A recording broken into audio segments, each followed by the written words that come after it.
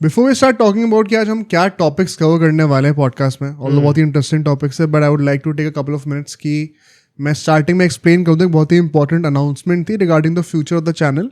तो अगर आपने इस चैनल को सब्सक्राइब कर रखा है for house ever long, I think this would matter to you. Basically अभी तक जब से मैंने पॉडकास्टिंग शुरू करी है, अभी मैंने ये चीज़ कम्युनिटी पोस्ट से भी इनफैक्ट मेंशन करी थी, तो आई थिंक 2 साल के आसपास हो गए। तब से लोग हर हफ्ते 3 एपिसोड्स निकालते हैं, मंडे वेडनेसडे फ्राइडे को। एंड टचवुड एक भी वीक ऐसा नहीं रहा जिसमें हम लोगों ने वो चीज़ फेल करी हो। वो कंसिस्टेंसी बनी रही है। एंड अभी क्योंकि ऐसे आईपीएल का टाइम था, तब तो you are fully focused on covering the IPL. And फिर जब ब्रेक मिला था तो हमने सोचा था कि थोड़े से जो टाइमलेस एपिसोड्स होते हैं उनको वापस लाया जाएगा। स्टोरीज होती हैं, गेस्ट एपिसोड्स होते हैं, बट कंसिडरिंग क्योंकि हम लोग हर वीडियो को अच्छे से ट्रैक करते हैं, डेटा वगैरह को एनालाइज करते हैं, तो अभी आप लोग की जो डिमांड्स है that is always the Paramount thing. And हम लोगों ने नोटिस करा है कि क्योंकि टेस्ट मैच भी बहुत लंबे चल रहे हैं, तो इनेविटेबली अभी लोगों का झुकाव थोड़ा सा रिव्यूज़ के ऊपर ज़्यादा है, या जो ऑन गोइंग करंट न्यूज़ आ रही है उसको लेके ज़्यादा है। एंड क्योंकि हमारा नेचर ऑफ एपिसोड्स ही ऐसा है कि भाई 1.5-2 घंटे के एपिसोड्स होते हैं, there is a lot of things to cover. तो उसमें मुझे लगता है बीच में 3 एपिसोड्स निकाल रहे हैं हर हफ्ते, और उसमें से कोई भी एक एपिसोड अगर ऐसा होता है जिसमें कोई हम पुरानी कहानी लेके आ रहे हो या किसी गेस्ट के साथ एपिसोड कर रहे हो, तो अभी उसमें जो रिस्पॉन्स है एज अपोज टू जो करंट मैच चल रहा है उसके ऊपर रिस्पॉन्स में बहुत फर्क है। So considering that for the foreseeable future, अभी कोई बड़ी बात नहीं, हम लोग हो सकता है वापस स्विच भी कर जाएं 3 एपिसोड्स पर, but for the foreseeable future हम लोग सोच रहे हैं कि अभी 2 ही एपिसोड्स निकालेंगे for some time. I think point में वही है ना कि काफ़ी लोग कमेंट्स में, अगेन भाई we check all the comments, and आप लोग का रिस्पॉन्स ही यही था कि आप लोग इस टाइम पे इंग्लैंड टूर चल रहा है तो आपको उसको कवर करना चाहिए। करेक्ट। एंड आप ऐसे टाइप की टाइमलेस टॉपिक्स या फिर गेस्ट के साथ पॉडकास्ट अभी क्यों निकाल रहे हो। तो भाई considering all that, I understand कि आप लोग को बहुत मन कर रहा होगा कि इस टाइम पे जो चीज़ें चल रही हैं हम उसको लेके कवर करें।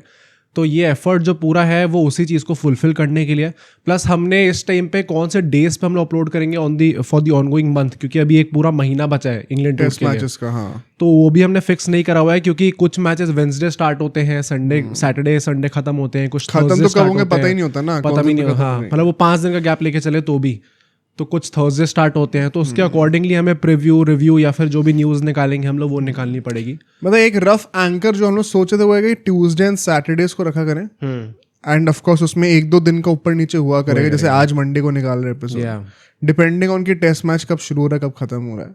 एंड आफ्टर दैट अगर हमें लोग को लगता है कि ये strategy is working, there is better response, of course will stick to it. अगर हमें लगता है कि there is scope for more stories तो वो भी वापस लाया जाएगा। इनफैक्ट कई सारी तो अभी हमारे पास है भी रिलीज करने को। वो कमेंट्स से लोग कई बार वो चैंपियंस ट्रॉफी 2013 की बातें करते हैं या केकेआर के एपिसोड की बातें करते हैं, वो सब है, रेडी है, बट ऑफ कोर्स जब टाइम आएगा सही। एक हमने बहुत डिटेल्ड अभी वीडियो शूट की थी रिसेंटली, पाकिस्तान क्रिकेट कैसे एकदम चिथड़ों में गया है, वो भी 2-2.5 घंटे की एपिसोड है, 2-2.5 घंटे का एपिसोड है। I think that is one of the most detailed episodes on the topic. कैसे एकदम तोड़ा गया ना उसको, मतलब of course respecting the times that we are living in right now, वो भी हमने सोचा उसकी रिलीज डिले कर देंगे, बट ऐसे कई सारी स्टोरीज हैं जो कि अगर आप लोग चाहेंगे तो ज़रूर निकालेंगे। 2014 का इंग्लैंड टूर भी, उसको भी हमें बातें करनी है, बट अभी फॉर द टाइम बिंग हमने ये सोचा है कि 2 ही एपिसोड्स रखते हैं। एंड जैसा आप लोग का रिस्पॉन्स होगा, अगर आप चाहते हैं कि वो स्टोरीज हम वापस लेके आएँ तो उनको भी please show some more love, and उसको भी वापस ज़रूर लाएंगे।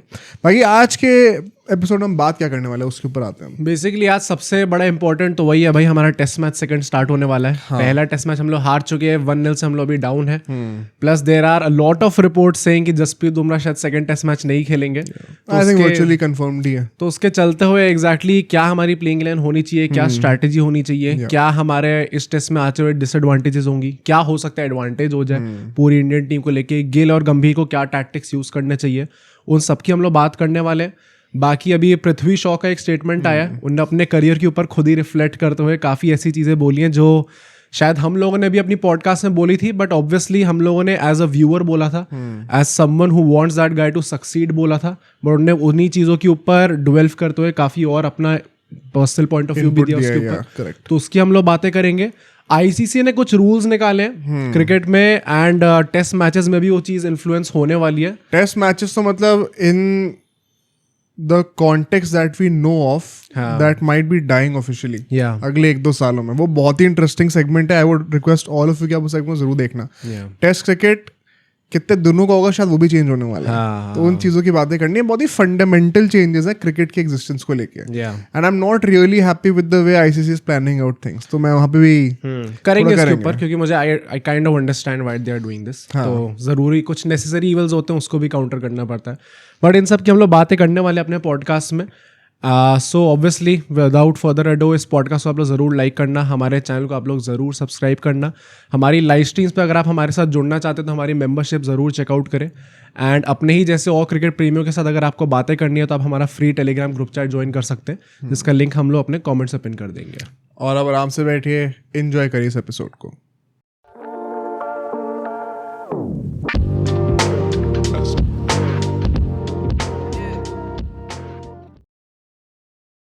सबसे पहले हम लोग बात करते हैं जो हमारा अपकमिंग सेकेंड टेस्ट मैच है। एंड जैसे कि हमने कहा था इस सीरीज के स्टार्टिंग में, ये सारे जो डिस्कशंस हो गए इनके पीछे की इंटेंशन और कॉन्टेक्स्ट ये है कि 2027 का WTC फाइनल हम किस तरीके से खेल सकते हैं। और अगर हमें उस फाइनल तक पहुंचना है तो हमारी स्ट्रैटेजीज में क्या क्या चेंजेस आने चाहिए विद टाइम, और क्या हमारा प्रोग्रेशन सही चल रहा है कि नहीं। जैसे इनफैक्ट मैं अभी ये भी देख रहा हूँ, एक बहुत ही इंटरेस्टिंग टॉपिक चल रहा है कि गौतम गंभीर जो है वो काइंड ऑफ रूइन कर रहे हैं इंडियन टीम को, स्पेशली द टेस्ट फॉर्मेट। तो हम सोच रहे हैं कि जो अगला पॉडकास्ट होगा उसमें हम लोग इस चीज़ के बारे में और डिटेल में बातें करें। ये record is not looking that good.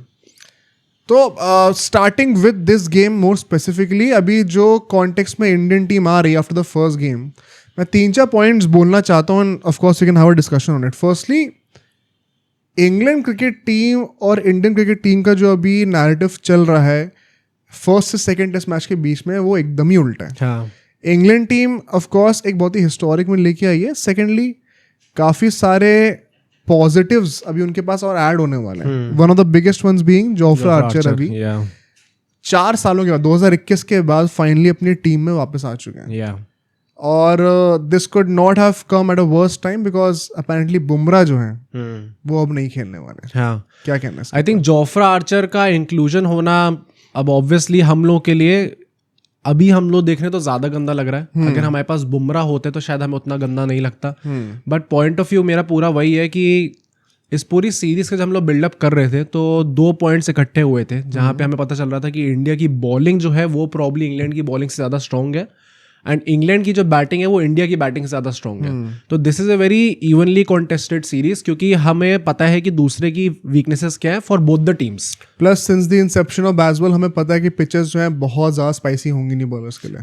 तो अगर बैटर्स ग्राइंड आउट करना जानते हैं तो there is purchase for them also. Although फिर जब फर्स्ट टेस्ट मैच होता है उसके बाद जो हमारी पूरी बॉलिंग का नैरेटिव निकल के आया है, I think it is genuinely very bad. Plus मतलब बॉलिंग करते हुए तो गेम एक टाइम में थोड़ा बोरिंग हो जाता है यार देखने में, क्योंकि विकेट नहीं गिर रहे होते भाई, विकेट नहीं गिर रहे होते and you don't really see much strategies going on कि आप एग्जैक्टली क्या सोच के किस तरीके से हम लोग विकेट इंड्यूस कर सकते हैं। It genuinely kind of seems like कि there is Jasprit Bumrah and then उसके अलावा लोग ट्राई कर रहे हैं, हो गया तो हो गया, नहीं हुआ तो नहीं हुआ। मतलब बात वही ना कि अगर स्ट्रैटेजी आप क्रिएट कर भी रहे हो तो क्या आप उसके ऊपर स्टिक कर पा रहे हो, क्या बॉलर जो है उस लेंथ पे कंसिस्टेंटली बॉल डाल रहे हैं। तो वो इंडियन पेसर से क्लियरली लैकिंग था पहले मैच में। पर मतलब जोफ्रा आर्चर वापस आ रहे हैं एंड स्क्वाड में आ चुके, आई थिंक प्लेइंग 11 में भी होंगे। इसकी बात करेंगे, आई थिंक इट्स डाइसी। अच्छा, ओके। प्लस अभी उनका पूरा न्यूज़ ही वही थी कि वो काउंटी क्रिकेट खेल रहे थे, उनको खिलाए गए थे 1-2 मैचेस जस्ट टू टेस्ट की उनकी फिटनेस कैसी है। एंड ऑब्वियसली इसी भी शायद उनकी फिटनेस से खुश हुआ, that is why he was included in the second test match. I think चलो इस मैच में नहीं भी दिखते तो इस पूरी सीरीज़ में आगे जाके हमें दिखने ही वाले हैं जोफ्रा आर्चर। अच्छा, आपने फुल स्विंग में देखी भी, क्योंकि द बैड थिंग इज़ कि हमने IPL में थोड़ी झलक देखी थी उनकी, जहाँ पे kind of look like the old self, जहाँ पे हम वापस उन्हें प्रॉपर अपनी। तो मेरा देखो क्वेश्चन यही है कि क्या हमें सही में क्या ये डरने वाली बात है भाई? क्यों है? अगर हम लोग जोफ्रा आर्चर 4 साल से टेस्ट नहीं खेले हैं। हाँ, T20 की लेंस और टेस्ट की लेंस में बहुत फर्क होता है। For sure. क्या डेटाबेस है हमारे पास ये कहने के लिए कि we should worry about Jofra Archer coming back? हमारी जो हम लोग टेस्ट मैच हारे अगेंस्ट अ बॉलिंग साइड जो कि ऑलरेडी काफी वीक थी, जहां पे टाइम पे हमें लग रहा था कि बेन स्टोक शायद इनके बेस्ट बॉलर निकल के आ रहे हैं। फिर जॉश टंग जैसे आदमी, again I did not see this coming कि जॉश टंग शायद उनके बेस्ट, हाँ, हो सकते हैं उनके बेस्ट बॉलर भी। तो हम लोग उस बॉलिंग साइड के अगेंस्ट हार गए। ऑल्दो वही बात है कि हमारी बैटिंग हमने अच्छी खासी करी है, पर हमारी जो टेल थी वो बहुत गंदी एक्सपोज भी हुई है हर इनिंग्स में।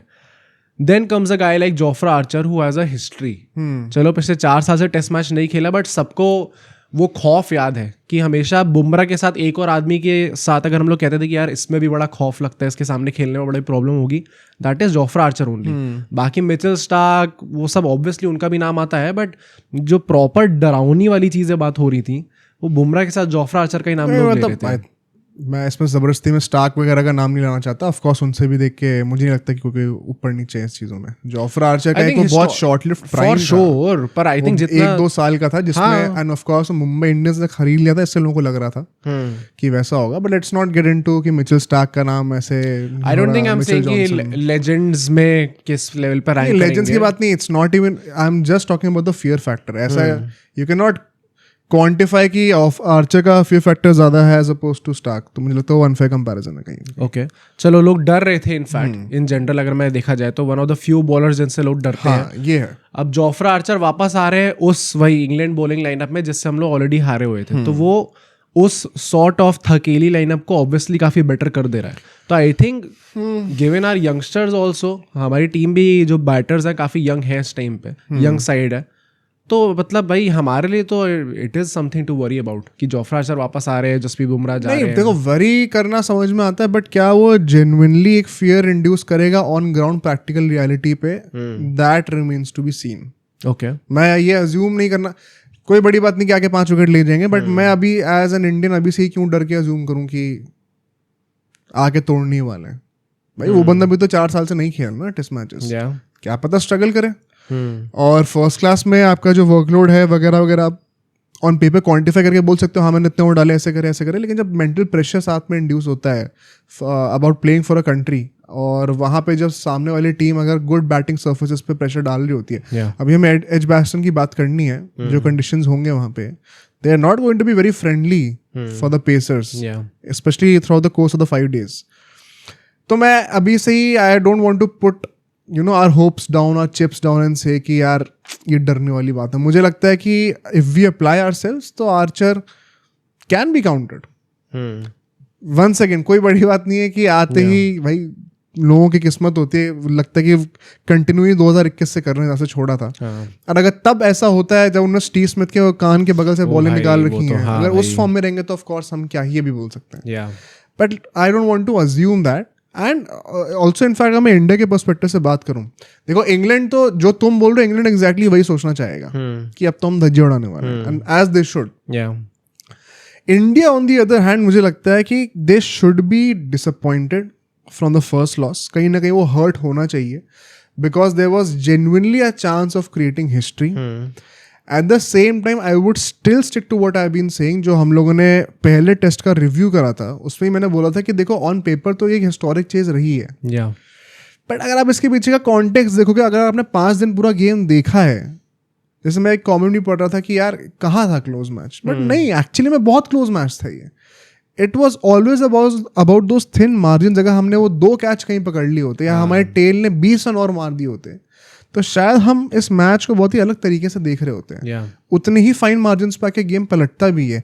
जो गेम 5वें दिन भी ओवर टाइम जा रहा है वो क्लोज ही तो होगा।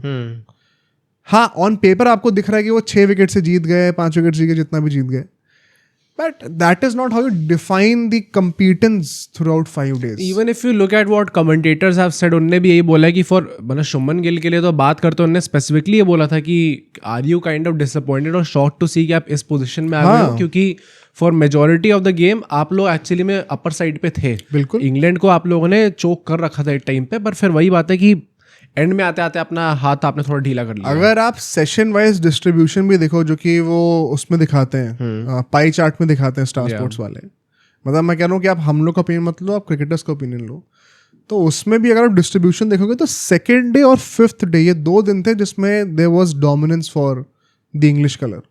वरना 1st day, 3rd day, 4th day हर जगह इंडिया का ही डोमिनेंस था उसमें।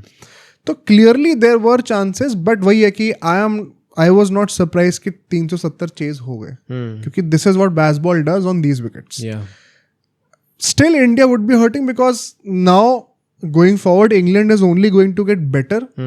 और इंडिया का बेटर होना भी मुश्किल है, बिकॉज बॉलिंग में एक बहुत ही बड़ा फिगर जो आपको नहीं खेलते हुए दिखेगा। इनफैक्ट गौतम गंभीर की भी हम लोग अगर अगले पॉडकास्ट में बातें करेंगे, उन्होंने भी काफी स्टेटमेंट दिए हैं, मतलब पहले ही बोल दिया कि 3 मैचेस ही खेलना है उनको अभी प्रेस कॉन्फ्रेंस में। Kind of makes things very clear. Although मैं अभी भी ये सोच रहा हूँ कि क्या उनको ये मैच खेलना चाहिए था बुमराह को, सेकंड टेस्ट मैच। हाँ, क्योंकि 8 दिन का गैप है। आई थिंक कहीं ना कहीं शायद ये सोच रहे होंगे कि लॉर्ड्स वाला मैच मिस नहीं करना। मैंने काफ़ी लोगों से सुना है कि इंग्लैंड आते हुए ये चीज़ तय थी कि लॉर्ड्स कि खेलेंगे 1, 3 और 5 खेलेंगे वो। अच्छा वही थोड़ा अजीब भी है क्योंकि 3 और 5 के बीच में शायद आपको उस लेवल का गैप नहीं मिलेगा जितना आपको अभी मिल रहा है, क्योंकि या फिर शायद मिल भी सकता है क्योंकि 3rd और 4th के बीच में है gap. I think point of view मेरा वही था कि यार आपको इस हिसाब से देखना चाहिए कि आपको रेस्ट कितना मिल रहा है मैचेस के बीच में।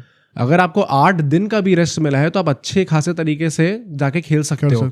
पर वही बात है कि अभी जितनी वो मैच डे -1, मैच डे -2 जितनी भी वो जो प्रैक्टिसेस होती हैं उसमें भी बुमराह से प्रसिद्ध कृष्णा दोनों से ज्यादा बॉलिंग करवाई नहीं है।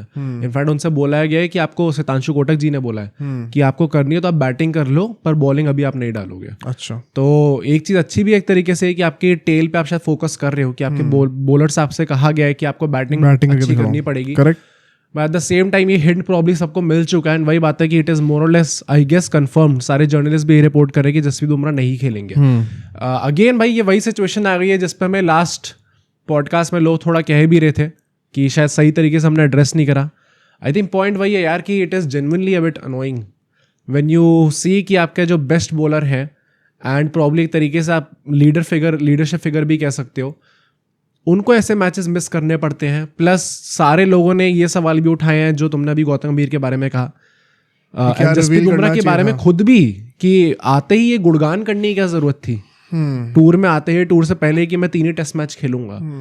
लेट द इंग्लिश जो भी ECB बोर्ड है या फिर उनके मैनेजमेंट उनको गेस करने दो कौन सा खेलेंगे। भी चीज बोली है, मुझे अच्छा लगा कि ये भी एक अच्छा पर्सपेक्टिव है एक्चुअली कि कौन सा खेलना है कौन सा नहीं खेलना है उनको गेस करने दो। आप पहले ही आके क्यों बोल रहे हो कि हम 3 ही टेस्ट मैच खेलेंगे। पता है एक्चुअली इसका दूसरा पर्सपेक्टिव ये भी है कहीं ना कहीं कि ऐसे में ना कई बार ये कम्युनिकेशन दूसरी टीम के लिए नहीं होता है, हम फैंस के लिए भी होता है। अच्छा, कि गोइंग फॉरवर्ड अब जो बुमराह का जितना भी करियर बचा हुआ है ना उसमें हम फैंस से अपनी एक्सपेक्टेशन बहुत क्लियरली ले आउट कर दें। क्योंकि पता ये भी एक चीज़ है, देखो ये other side of the coin भी एक्सप्लोर करना जरूरी है। द डार्कर थिंग इज अगर वो नहीं बताते ये चीज़ मान लो, तो यहाँ पे बैठे ना हर कोई स्पेकुलेट कर रहा होता कि ये हो गया वो हो गया। कल को 2 सेकेंड नहीं लगेंगे ये रूमर बनाने में कि रोहित और विराट और अश्विन तो चले ही गए, अब जो बचा हुआ एक सीनियर बॉलर है, स्टार बॉलर है गंभीर की, उससे भी लड़ाई हो गई है एंड इसलिए उसको कहीं ना कहीं बंच कर दिया गया। वी नेवर नो, लोग बहुत एब्सर्ड न्यूज बनाते हैं। मैंने तो ये भी एंगल सुना है कि एक पैसिव कम्युनिकेशन था अपने ही मैनेजमेंट की तरफ। क्या?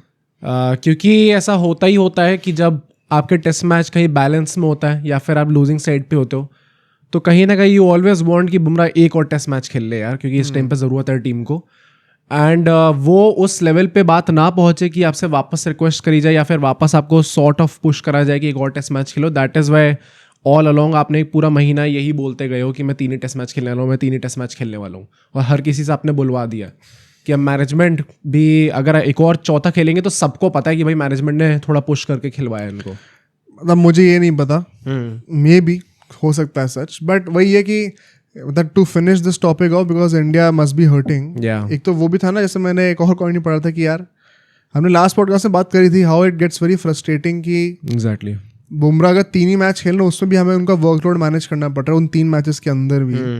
तो this is not something to criticise Bumrah for, ये हम लोग कह रहे हैं कि यार फैंस ये सिचुएशन में ऐसे फंसे हुए हैं कि थोड़ा अनफेयर लगता है हम लोग के लिए। This is not to shame the guy कि आप बॉलिंग क्यों नहीं कर पा रहे हो, वो हमें पता है ये limitation and we are in full support of that.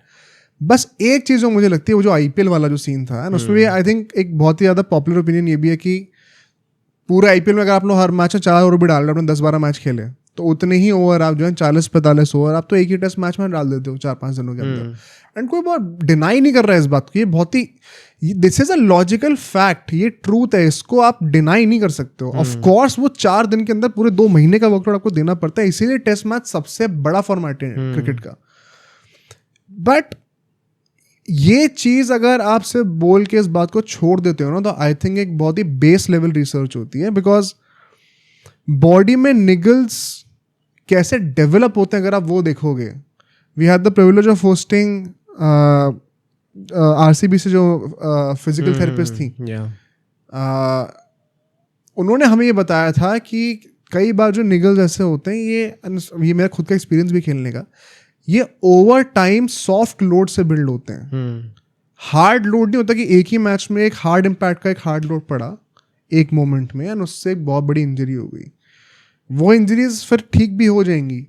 कई सारी ऐसी इंजरीज होती हैं जो कि सॉफ्ट लोड पड़ता जा रहा है ओवर ईयर्स, तब जाके और वो अक्यूमुलेट होके फिर आपको वो इंजरी कॉज कर रहा है, जिसकी शायद ओरिजिनेशन आज से 3-4 साल पहले हो चुकी थी. आपको अब जो ट्रॉमा मिल रहा है, जो पेन मिल रहा है, वो आपको दिख अब रहा है वो. तो जो आईपीएल आप खेल रहे हो ना, उसका वर्कलोड ऐड होता है. वो एक सॉफ्ट लोड है जो कि ऐड हो रहा है रिगार्डलेस.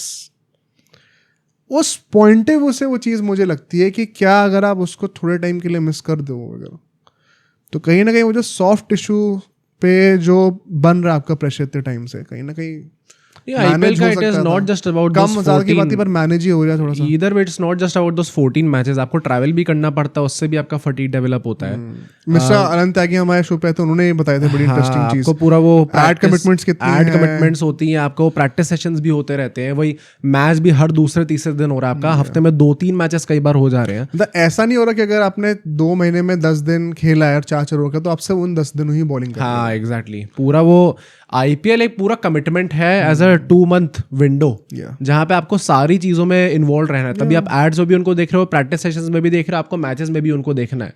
प्लस आपकी बॉडी की फिजिकल रिकवरी आपकी मेंटल स्टेट और मेंटल वेलबींग पे भी तो डिपेंड करती है. तो अगर आप मेंटली भी ओवरवर्क्ड फील करोगे तो, although who are we to say कि बुमराह को कैसा फील हो रहा है, क्या पता उनको बड़ा अच्छा फील हो रहा हो, बट एक जस्ट एक ऑब्जर्वेशन है. मुझे लगता है कि कहीं ना कहीं एज अ फैन ये थोड़ा सा, एंड ये सिर्फ बुमराह को मैं सिंगल आउट नहीं करना चाहता हूँ, this is for all the cricketers India में.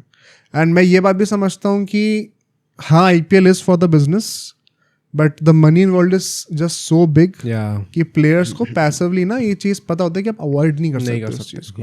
It's an unsaid thing. तो हम लोग के लिए बैठ के भी बोलना बहुत आसान है ये चीज़, बट वहाँ पे उस सिचुएशन में अगर आप जाओगे तो होता है भाई. अगर आपको प्लेयर को ऑन पेपर आपको लगता होगा कि 15-20 करोड़ मिल रहे हैं, वो अंडर द टेबल तो चलो it's the wrong term, but in kind and in other stuff package जो पूरा होता है वो काफी बड़ा होता है, इन मल्टीपल ऑफ क्रोर्स. तो उसमें अगर आप इतना पैसा कोई ओनर आपके ऊपर लगा रहा है ना, तो आपके भी पैसिवली एक प्रेशर आप फील करते हो कि मैं मिस नहीं कर सकता. I think BCCI also understands that. हाँ एग्जैक्टली. तो मैं मतलब यही कहना चाहता हूँ. एक और चीज़ में मैं कहूँगा कि पहले टेस्ट मैच के बाद से बहुत सारे नेगेटिव्स आ रहे हैं, अभी उसकी बात करते हैं जल्दी, बट मैं एक पॉजिटिव भी मेंशन करना चाहता हूँ. It is not all gloomy. 5 centuries आई हैं भाई. जो चीज़ हमारे बैट्समैन ने करके दिखाया है पहले टेस्ट मैच में, इट हैज़ बीन अनरियल. हाँ आई थिंक भाई मतलब भाई दोस 4 बैट्समैन जिन्होंने वो सेंचुरीज मारी है ना, अगर आप ऐसे देखो तो टॉप 5 बैटर्स जो हमारे हैं सॉर्टेड दिख रहा है अभी. हाँ वो करुण नायर भी तो बहुत टाइम बाद ही खेल रहे थे. अगर एक वहाँ पे और हमें अच्छी परफॉर्मेंस आते हुए दिख जाए, तो जो हमारी बैटिंग डिपार्टमेंट से एक्सपेक्टेशंस हैं for this series, of course considering कि ये पूरे 5 मैच में ऐसा परफॉर्म करें, they have exceeded by a huge amount. Yeah for sure. बहुत अच्छे साइंस मुझे लगे. एंड गोइंग फॉरवर्ड भी in most of the test matches ऐसा नहीं होगा कि पिचेस बहुत ही ज्यादा अनप्लेबल होने वाली हैं. After the baseball revolution in England and plus इस वक्त जो वेदर भी चल रहा है, गर्म ज्यादा है, तो पिचेस ड्राई आउट जल्दी कर रही हैं. बैटिंग के लिए परचेज मिलेगा इस सीरीज में. There will be chances. Don't be surprised अगर कोई ना कोई बंदा 593 जो विराट कोहली ने मारे थे उसका रिकॉर्ड तोड़ते हुए दिखे तो. Okay, this is the series जहाँ पे वो रिकॉर्ड टूट सकता है. हाँ वैसे the kind of pitches that are there उस पे टूट सकता है. अगर जायसवाल, गिल, केएल और पंत में से कोई चारों में से कोई कंसिस्टेंटली परफॉर्म कर जाए सीरीज में, 300 भी मार दे, there is a big chance कि वो कर सकते हैं. बट जो नेगेटिव्स हैं, आई थिंक बहुत सारे क्वेश्चंस थे, उसको भी मैं ज़रा एड्रेस करना चाहता हूँ. सबसे पहले तो गिल की कप्तानी के ऊपर, I think the discourse is not that encouraging. हमने लास्ट टेस्ट में ब्रेक डाउन करा था कैसे there is a lot of hypocrisy also, but and there were good moments जो कि लोग बिल्कुल ही अवॉइड करते थे. But there is no denying the fact कि हाँ पहले टेस्ट मैच में आपको लगता है ना कि बचा लूँ किसी तरीके से. वो एक जो नेचुरल इंस्टिंक्ट है कि मुझे जीतने के लिए ही जाना है. I think that is why Virat Kohli is considered as the greatest. Plus I think जो वो पूरा पॉइंट था कि क्या गिल की कप्तानी में एक डर की कमी है लोगों के अंदर. एंड उससे जो पूरा एक मेरा पॉइंट टाइप होता है, जो कि आई थिंक काफी ज्यादा गाली भी पड़ी थी यार बेचारे बच्चे को. जायसवाल जो डांस कर रहे थे आफ्टर ड्रॉपिंग दोस 4-5 कैचेस, वो क्राउड जायसवाल का गाना गा रही थी कोई. हाँ, and then he was quite much enjoying those that song after dropping those catches. अब वही है कि इसको भी 2 तरीके हैं देखने हाँ, के। मैं यही कहना था, ये एक्चुअली में 2 तरीके हैं। मतलब एक 5 दिन के टेस्ट मैचेस में टेस्ट मैच जो हो रहा है उसमें से आपने वो 20 सेकंड की क्लिप निकाल दी जहाँ पे Jaiswal was enjoying that song. कुछ लोग एक तरीके से ऐसे देख सकते हैं, plus obviously he is quite young, तो he has a long way to go. And वही बात है कि वो 20 सेकंड की क्लिप ये जस्टिफाई नहीं कर सकती, ये डिटर्मिन नहीं कर सकती क्या वो पूरे 5 टेस्ट मैचेस में, 5 दिन के टेस्ट मैच में क्या वो अपने पूरे फुल फोकस के साथ थे या नहीं थे। क्योंकि काफ़ी लोग का यही होता है ना कि आपने वो क्लिप देख ली तो उसके चक्कर में आपने यही कंक्लूजन निकाल लिया कि अच्छा ये देखो ये सीरियस ही नहीं है प्लेयर बिल्कुल भी। ऑन दी अदर हैंड जो लोग ये कहते हैं कि अगर कोहली या for that matter Rohit Sharma भी कप्तान होते तो क्या जायसवाल की इतनी हिम्मत होती उस टाइम पे कि वो इतना कैजुअली एंड डांस वांस कर रहे थे उस टाइम पे। वो भी देखने को है क्योंकि we saw the same thing in BGT as well यार। उन्होंने एक मैच में शायद अगेन 3-4 कैचेस ड्रॉप करे थे एंड देन रोहित शर्मा ने काफ़ी थोड़ा चिल्ला के उनसे बोला था कि जब वो शॉर्ट लेग पे भी खड़े हुए थे कि जैसू उछल क्यों जा रहा है बार बार नीचे बैठ के रहे, एंड तब उन्हें बैठना पड़ रहा था उस टाइम पे। तो वही बात है कि एक शायद प्रॉब्ली एक उस लेवल के सीनियर फिगर की कमी है टीम के अंदर, दैट इज़ वाई शायद कॉम्प्लेसेंट भी हो जाते हैं प्लेयर्स थोड़ा बीच बीच में। वेरी ट्रू, ये हो सकता है बिल्कुल। इसमें मैं 2 चीज़ें बोलना चाहता हूँ।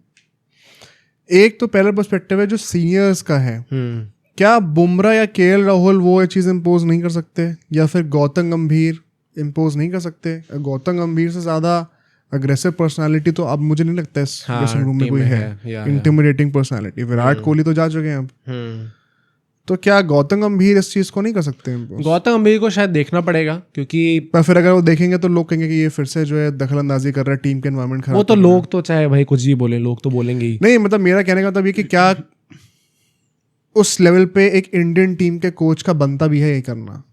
हाँ भाई, एक प्लेयर को ही तो बोलना। आई एम नॉट श्योर, एक प्लेयर को नहीं बोल सकता कोच। नहीं बोल सकता है, बट ये बोलना कि तू मैच में जो है ये क्यों कर रहा था, नाच क्यों रहा था? भाई Jaiswal is such a young chap, I don't think कि गंभीर को थोड़ी सी भी प्रॉब्लम होगी।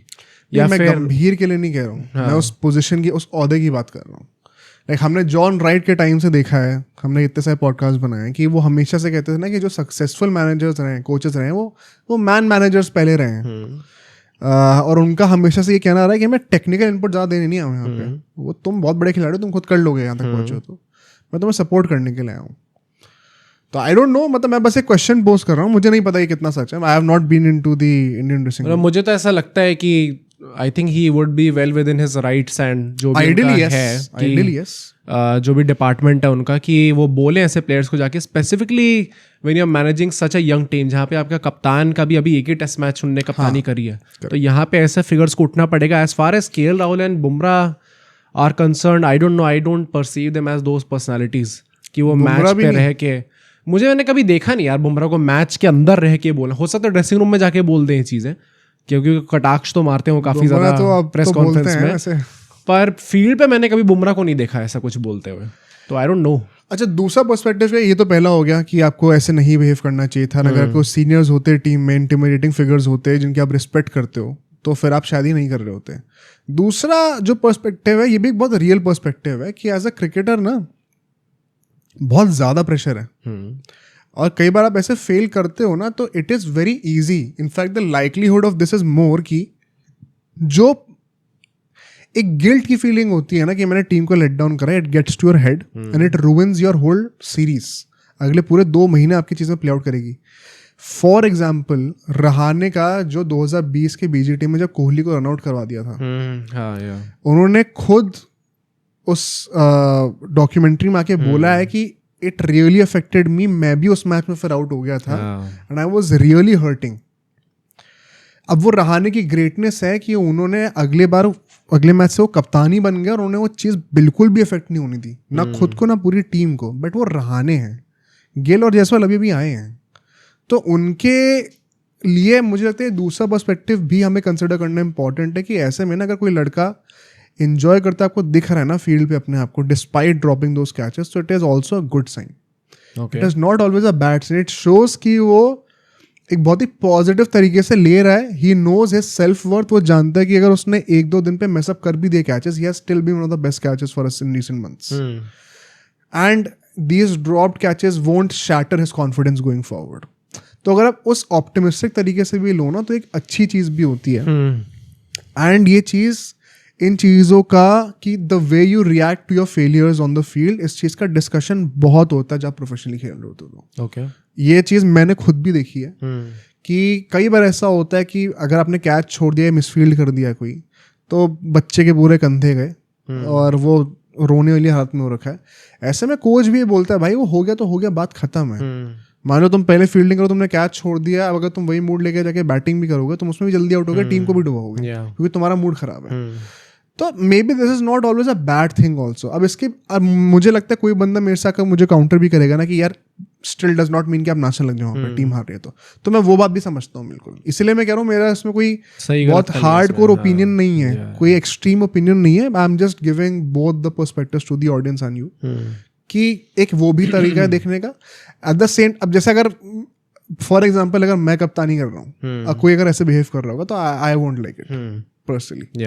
मुझे लगता है कि वो थोड़ा सा not to shatter the guy's confidence, but वो एक रिकग्निशन होनी चाहिए कि सीरियसनेस क्या है माहौल की एंड कैसे बिहेव करना है उसमें।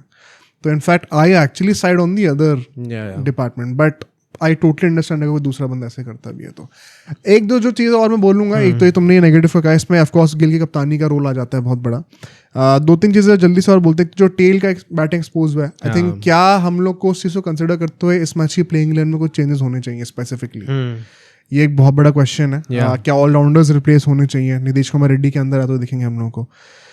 बुमराह की डिपेंडेंसी भी एक्सपोज होगी इस मैच में अगर हो गई है। आई थिंक वही बात है कि it was kind of expected. नहीं, मैं गोइंग फॉरवर्ड कह रहा हूँ, अगर वो नहीं खेलेंगे हाँ होगी भाई। I think it goes both ways. मतलब ऐसा भी हो सकता है कि nothing would make me happier अगर हम बुमराह के बिना इंग्लैंड को पीट के आ जाएं तो। फॉर श्योर मतलब big statement for the English media कि हमसे बुमराह पे डिपेंडेंट नहीं है।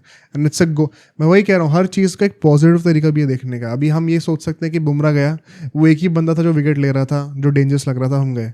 दूसरा नजरिया ये भी है कि there is an opportunity for the other guys. I think वही the correct word is opportunity, क्योंकि जब विराट कोहली भी छोड़ के चले गए थे बीच में, there was a huge opportunity कि अगर आपने विराट कोहली के बिना बेस्ट टेस्ट कैप्टन के बिना अगर आपने हरा दिया तो बहुत बड़ी बात हो जाएगी। And these sort of wins make it only more sweeter. हाँ, तभी हमें वो विन जो है अभी तक याद भी है कि भाई ये प्रॉब्लम हमारी बिगेस्ट विन एवर थी। तो अगर बुमराह के बिना भी हम लोग हरा सकते हैं इंग्लैंड को, तो obviously that's a very good positive sign for Gill also as captain, plus for the team and the team management. पूरी टीम को एक्चुअली पॉजिटिव लगेगा कि यार हमें we just don't have to depend on this guy. हम एज अ टीम परफॉर्म कर सकते हैं इनके बिना भी। हाँ, ऑब्वियसली अगर बुमराह आ जाते हैं तो it makes the team all the more lethal, but अगर नहीं भी होंगे तो भी हम लोग काम चला सकते हैं। एंड साथ ही साथ अगर मैं अब यहाँ से मेरे ख्याल से नेक्स्ट सेगमेंट पे चलते हैं, क्या एक्सपेक्ट करें हम लोग कंडीशंस को लेके कि कैसी प्ले आउट करेंगी, क्या कुछ हमें डिफरेंट मिलने वाला है हेडिंगली से? ऑफ कोर्स देखो, एक बहुत ही इंपॉर्टेंट स्टैट आपको बता दूं, इंडिया ने यहाँ पे क्रिकेट की हिस्ट्री में आज तक 8 टेस्ट मैच खेले एजबैस्टन पे, 8 के 8 से हारी, तो मतलब क्या जीती एक भी नहीं है। We are yet to record a win on this ground. 2018 में we came quite low, जब हम लोग शायद 31 या 41 रन से या फिर 31 रन से हम लोग मैच हार गए थे, जिसमें कोहली ने वो 140। तो बेसिकली क्या है, एक पॉजिटिव भी बताता हूँ साथ में, कोहली का जो हाईएस्ट स्कोर है यहाँ पे इंग्लैंड का 149, वो यहीं पे आया था। अश्विन का जो करियर बेस्ट है इंग्लैंड का 7 विकेट का, वो भी यहीं पे आया था। अच्छा, तो जो दो हमारे लेजेंड्स हैं, एक बैटिंग में एक बॉलिंग में, उनका करियर बेस्ट परफॉर्मेंस इंग्लैंड की है वो इसी ग्राउंड पे आई है। And it is a great motivation for the young players कि हमारे आइडल्स ने अगर यहाँ इस स्टेडियम परफॉर्म करा इंडिविजुअली, उनके बेस्ट परफॉर्मेंस यहाँ पे रही है, तो हम भी कर सकते हैं। तो ऐसा नहीं है कि देखो, कई बार ऐसा होता है ना कि कई सारे ग्राउंड जैसे होते हैं जहाँ पे पिची ऐसी है जो कि एशियन बैटर्स को बिल्कुल सूट नहीं करता, तो शायद उस रीजन की वजह से कभी ना जीते हो। Edgbaston is not like that. कई बार वो साइकोलॉजिकल केसेस होते हैं, कई बार थोड़े अनलकी भी होते हो आप, उन कारणों के चलते हो यहाँ पे हम लोग नहीं जीते हैं। इनफैक्ट अगर मैं आपको रियलिटी बताऊँ पिच की क्या एक्सपेक्ट करा जाए, this is traditionally one of the flattest wickets in England.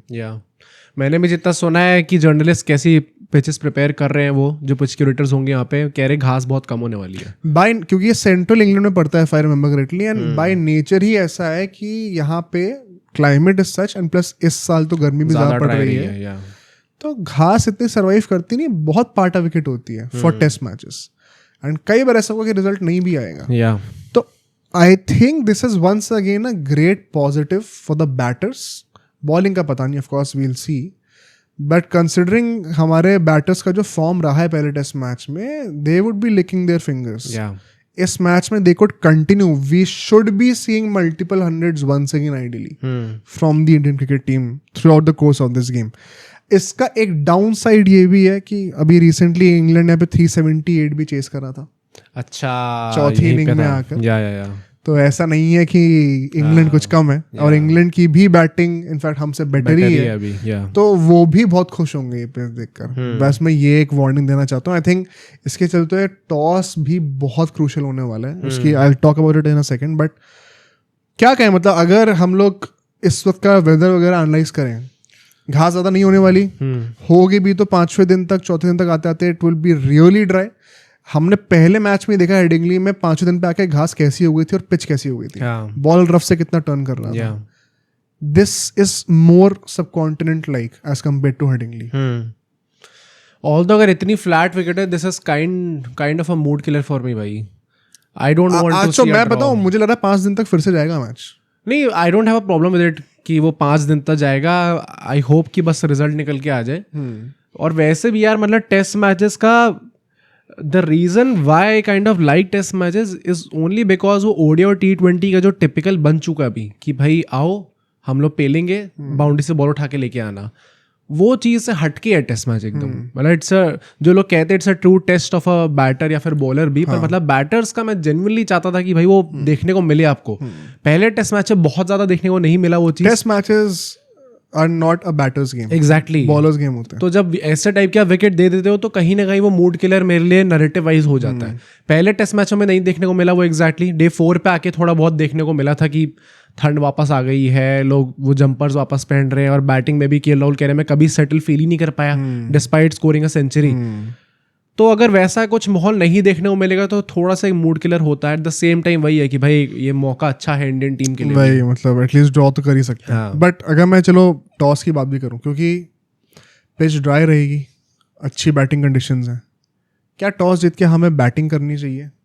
Maximise करो, पहली इनिंग में मार दो 600 रनों, फिर इनिंग्स डिफीट कॉन्टेम्पलेट करो. या फिर नोइंग कि इंग्लैंड को, इस टीम को बेसबॉल की कितना पसंद है चेस करना और कितनी हिस्टोरिक चेजेस वो इजीली एग्जीक्यूट करते हैं, क्या कहीं ना कहीं पहले बैटिंग करना उल्टा तो नहीं पड़ जाएगा? आई थिंक ये टॉस बहुत डाइसी है. मतलब मेरे हिसाब से तो मुझे ऐसा लगता है कि हमें पहले बैटिंग करनी चाहिए, या रिगार्डलेस. हाँ, एंड उसका बस रीज़न ये है कि अगर हम लोग कह रहे हैं हम लोग 500-600 बना दें, बाई चांस अगर उन लोगों ने 500-600 बना दिए and we have a very young batting lineup, कहीं ऐसा ना हो कि हम लोग वो चेस करते हुए कहीं ना कहीं हम लोग क्रम्बल कर जाए. अच्छा, मतलब क्योंकि वही भाई 500-600 रन से अगर आप पीछे हो जाते हो it's a huge setback from the very beginning. अब वही बात है कि इंग्लैंड ने अपना गेम ही पूरा ऐसा डेवलप कर रखा है कि हम तो चेस कर नहीं जाएंगे भाई, तो आप 400 बनाओ 500 बनाओ, हम चेस कर लेंगे उस चीज़ को. सेकेंडली, अगर आपने गॉड विलिंग पहले बैटिंग करके 500 रन बना दिए, तो अगर इंग्लैंड को मैच जीतना भी ना तो भी they have to score at least 500 run, 450 run. उसको बनाने में भी 1-1.5 दिन लगेगा. तो you are also killing off time and at worst you are playing for a draw. शायद आप लॉस एलिमिनेट कर दोगे अगर आपने पहले इनिंग में एक अच्छा टोटल एग्जीक्यूट कर दिया तो. So a lot depends on that and so a lot will depend on आपकी टेल कैसा परफॉर्म करेगी. बिकॉज पिछली बार भी पहले इनिंग में आपने 3 सेंचुरी तो मार देती. उसके बाद भी अगर नहीं आ रहा, 320-350 फॉर 3 थे भाई हम लोग. गजब स्टेट में थे. उसके बाद कोलैप्स हुआ. आई थिंक 600 बनने चाहिए थे पहले टेस्ट मैच में. हाँ, वो तो गंभीर ने भी कहा था अपनी प्रेस कॉन्फ्रेंस में कि हम चाहते थे कि 600 बने, बांटने चाहिए थे. पर भाई अब 41 रन में अगर आपके 6-7 विकेट गिर जाएंगे तो फिर इसका क्या ही जस्टिफिकेशन है टेस्ट मैच के अंदर. तो मुझे लगता है कहीं ना कहीं कि कंसिडरिंग दैट अगर हम पहले बैटिंग करके एक अच्छा टोटल खड़ा करने का कॉन्फिडेंस रखते हैं, which I think we do, it's worth taking a gamble. And toss जीत के शायद आप पहले बैटिंग कर पाओगे. Although still I would say it's a 50-50 call, considering कि इंग्लैंड को अगर बाय चांस हमारे टेल को जल्दी रैप कर देते हैं वो, डोंट बी सरप्राइज अगर फिर इंग्लैंड जो है वो एक इनिंग्स डिफीट इंपोज कर दे. सेकेंड बैटिंग करके इफ दे स्कोर से with a margin of 200-250 runs, अगर हम लोग को तभी ऑल आउट कर दिया without letting us give a lead for the 4th inning, बहुत बड़ा ह्यूमिलिएशन हो जाएगा. आई डोंट थिंक वैसे ऐसा होना चाहिए. And now let's actually come to the playing 11. यहाँ पे हम क्या एक्सपेक्ट करें. इंडिया की बातें करूँ 3-4 क्वेश्चंस हैं. सबसे पहले तो आई थिंक साई सुदर्शन के ऊपर क्वेश्चन आ रहा था. साई सुदर्शन का कह रहे थे कि शोल्डर का कुछ प्रॉब्लम है उनको. क्या हो रखा है? एग्जैक्टली कुछ बताया नहीं है. निगल विगल कह रहे हैं कि थोड़ी बहुत प्रॉब्लम है. दैट इज वाई एंड आते आते तक ये 3-4 दिन पहले आई थी न्यूज़ कि साई सुदर्शन के साथ थोड़ी शायद प्रॉब्लम है. पर एंड आते आते तक अभी टेस्ट मैच पास आ चुका है. सब लोग कह रहे हैं कि वो क्लियर हो चुके हैं. मोस्ट प्रॉब्ली वो खेलेंगे ही खेलेंगे. एंड आई थिंक स्टिक करना भी चाहिए. हाँ, तो अब ये बात ये ना कि क्या अभिमन्यु ईश्वर के ऊपर दोबारा आया जाए? भाई अगर आपने चांस दे दिया, you have made your choice. Then वही जो हमने पहले कहा था कि एटलीस्ट आप 6-7 इनिंग्स तक टिको एंड फिर मौका दो. उसके बाद नहीं होगा तो फिर नहीं होगा. फिर आप इन द फर्स्ट प्लेस उनके जो गंभीर या फिर सिलेक्टर जिन लोगों ने भी सिलेक्ट करा है, फिर आप उस पर सवाल उठा सकते हो. क्योंकि जिस आदमी की फर्स्ट क्लास एवरेज ही 37-39 की है और आपने अभिमन्यु ईश्वरन जो अभी इंडिया को कप्तान कर रहे थे, आपने उनको बैठा के इनको खिलाया. तो एग्जैक्टली अब आप बताओ भाई क्या रीज़न था एग्जैक्टली खिलाने का. अब आपका वाइब है या whatever it is, but it costed us the series then. तो फिर आप बाद में उन पर सवाल उठा सकते हो. बट अगर आपने एक बार चांस दे दिया, you have to stick with him. Okay. And मैं भी एग्री करता हूँ. फर्स्टली मुझे लगता है कोई भी बंदा अगर डेब्यू कर रहा है उसको सिर्फ एक मैच को ड्रॉप नहीं करना चाहिए. Secondly, this is the best place for Sai Sudharsan to score a test 100.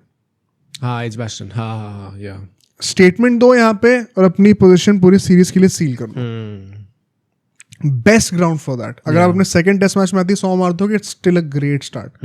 आजकल पीपल हैव बीन स्पॉइल्ड कि हम लोग पहले मैच में 100 क्यों नहीं मार के दिखाया, बट एक्चुअली मेरा दूसरे मैच में 100 मार रहा है, इट्स जस्ट एज गुड. तो I think conditions will also favour him. He should be very confident about that. Second जो है, ये बहुत इंटरेस्टिंग मुझे लगता है कि एक डिबेट होने वाली है, करुण नायर के ऊपर है कि क्या उनको हटा के हमें कहीं ना कहीं नीतीश कुमार रेड्डी को रखना चाहिए. Because it is, and this is not just because of Karun Nair's batting, but क्योंकि बुमराह भी मोस्ट लाइकली नहीं होंगे. क्या पेसर्स पे यहाँ बस और ऑप्शन हो जाए ताकि कहीं ना कहीं वो वर्कलोड शेयर हो जाए. अगर एक चीज से विकेट ना आ रहा तो कोई दूसरे बंदे को ट्राई कराया जाए. उस टेम्पटेशन में भी क्या से इवन करुण नायर का मान लो 30 रन भी मारे होते अच्छे, तब भी क्या उनको रिप्लेस कर देना चाहिए नीतीश कुमार रेड्डी से? प्लस लोग ये भी कह रहे हैं कि भाई नीतीश कुमार रेड्डी से all you want, he did look much more confident whenever he was batting in test matches. हाँ, मतलब वैसे भी देखो जो पूरा नैरेटिव था कि हमने 100 मारी उसके बाद 100 फेल करे, पर वो 100 मारने से पहले जो भी उनकी 4-5 इनिंग्स आई थी उन सब में उनने क्विक फायर 40s 50s मारे के थे. साथ खेला. हाँ, तो आई थिंक परफॉर्म तो उनने एज अ बैटर करा था.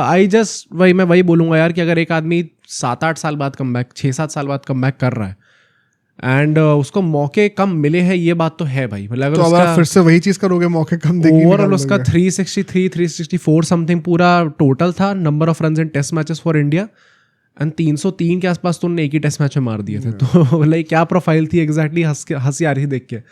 तो गंभीर ने इतने टाइम बाद लिया करुण नायर को, प्लस वो जो पूरी उनकी जब वो स्क्वाड के साथ सब खड़े हुए थे जो भी हडल होता है उनको, उसमें जब वो बातें कर रहे होते हैं तो गंभीर ने एक एक करके सबका नाम लिया था. गिल को कप्तानी के लिए वो कॉन्ग्रेचुलेट करा था. ऋषभ पंत को लीडरशिप फिगर में आने के लिए आपने कॉन्ग्रेचुलेट करा. फिर आपने साई सुदर्शन को कैप दी थी तो आपने उसको कॉन्ग्रेचुलेट करा था. फिर आपने करुण नायर का भी नाम लिया था और उन्होंने कहा था कि कमबैक करना बहुत डिफिकल्ट होता है, specially after so many years. तो आई थिंक गंभीर ने ऐसा बोला है, तो आई होपफुली, मैं साई सुदर्शन के लिए कह रहा हूँ, आई थिंक यार एक आदमी जो इतने कम टेस्ट मैचेस खेला हो, करुण नायर, उनको भी फिर मौके देने चाहिए. और मैं वही कहूँगा कि अगर इवन इफ इट मीन्स कि Karun Nair fails miserably in the second test, he still deserves to play in the game.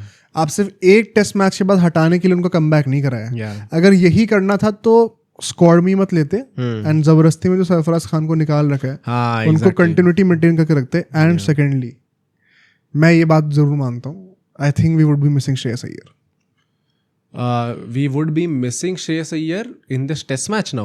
In this series. अगर करुण नायर नहीं चलते हैं तो.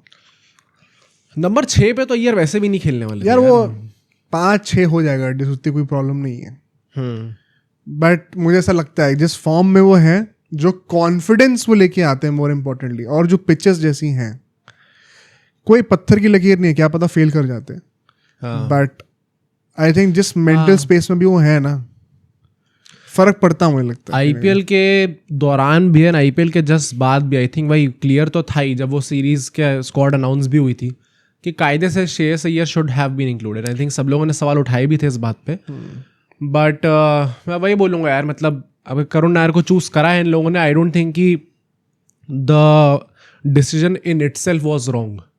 हाँ सिलेक्ट करना सही था उनका वो। मैं कह रहा हूँ अगर हाँ, दिस fail डज करते हैं not to- turn out to be the way we expected या इन दिस सीरीज, वो चीज दोबारा दिमाग में आएगी कि श्रेयस अय्यर अगर होते, कह सकते हैं क्योंकि इफ ही परफॉर्म्स, भाई look at the batting lineup कितनी सॉलिड लग रही है with Pant at 5 and Shreyas at 6 और वाइस वर्सा। या डेप्थ भी ऐसा लगता है ऑल ऑफ अ सडन की थोड़ी ज्यादा लग रही है देखने में, because Karun Nayak we are still not sure.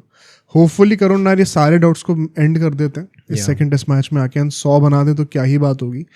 But Nitish Kumar Reddy का जो डिबेट है पूरा, क्योंकि मोस्ट लाइकली वो नंबर 6 पर ही होंगे। हाँ, क्या एक और चेंज हो सकता है कि हम करुण नायर को खिलाएं एंड जडेजा की जगह पर नीतीश कुमार रेड्डी को नंबर 7 पर लें, बिकॉज नंबर 8 पे कुलदीप यादव की भी बात करनी है हम लोग। हाँ,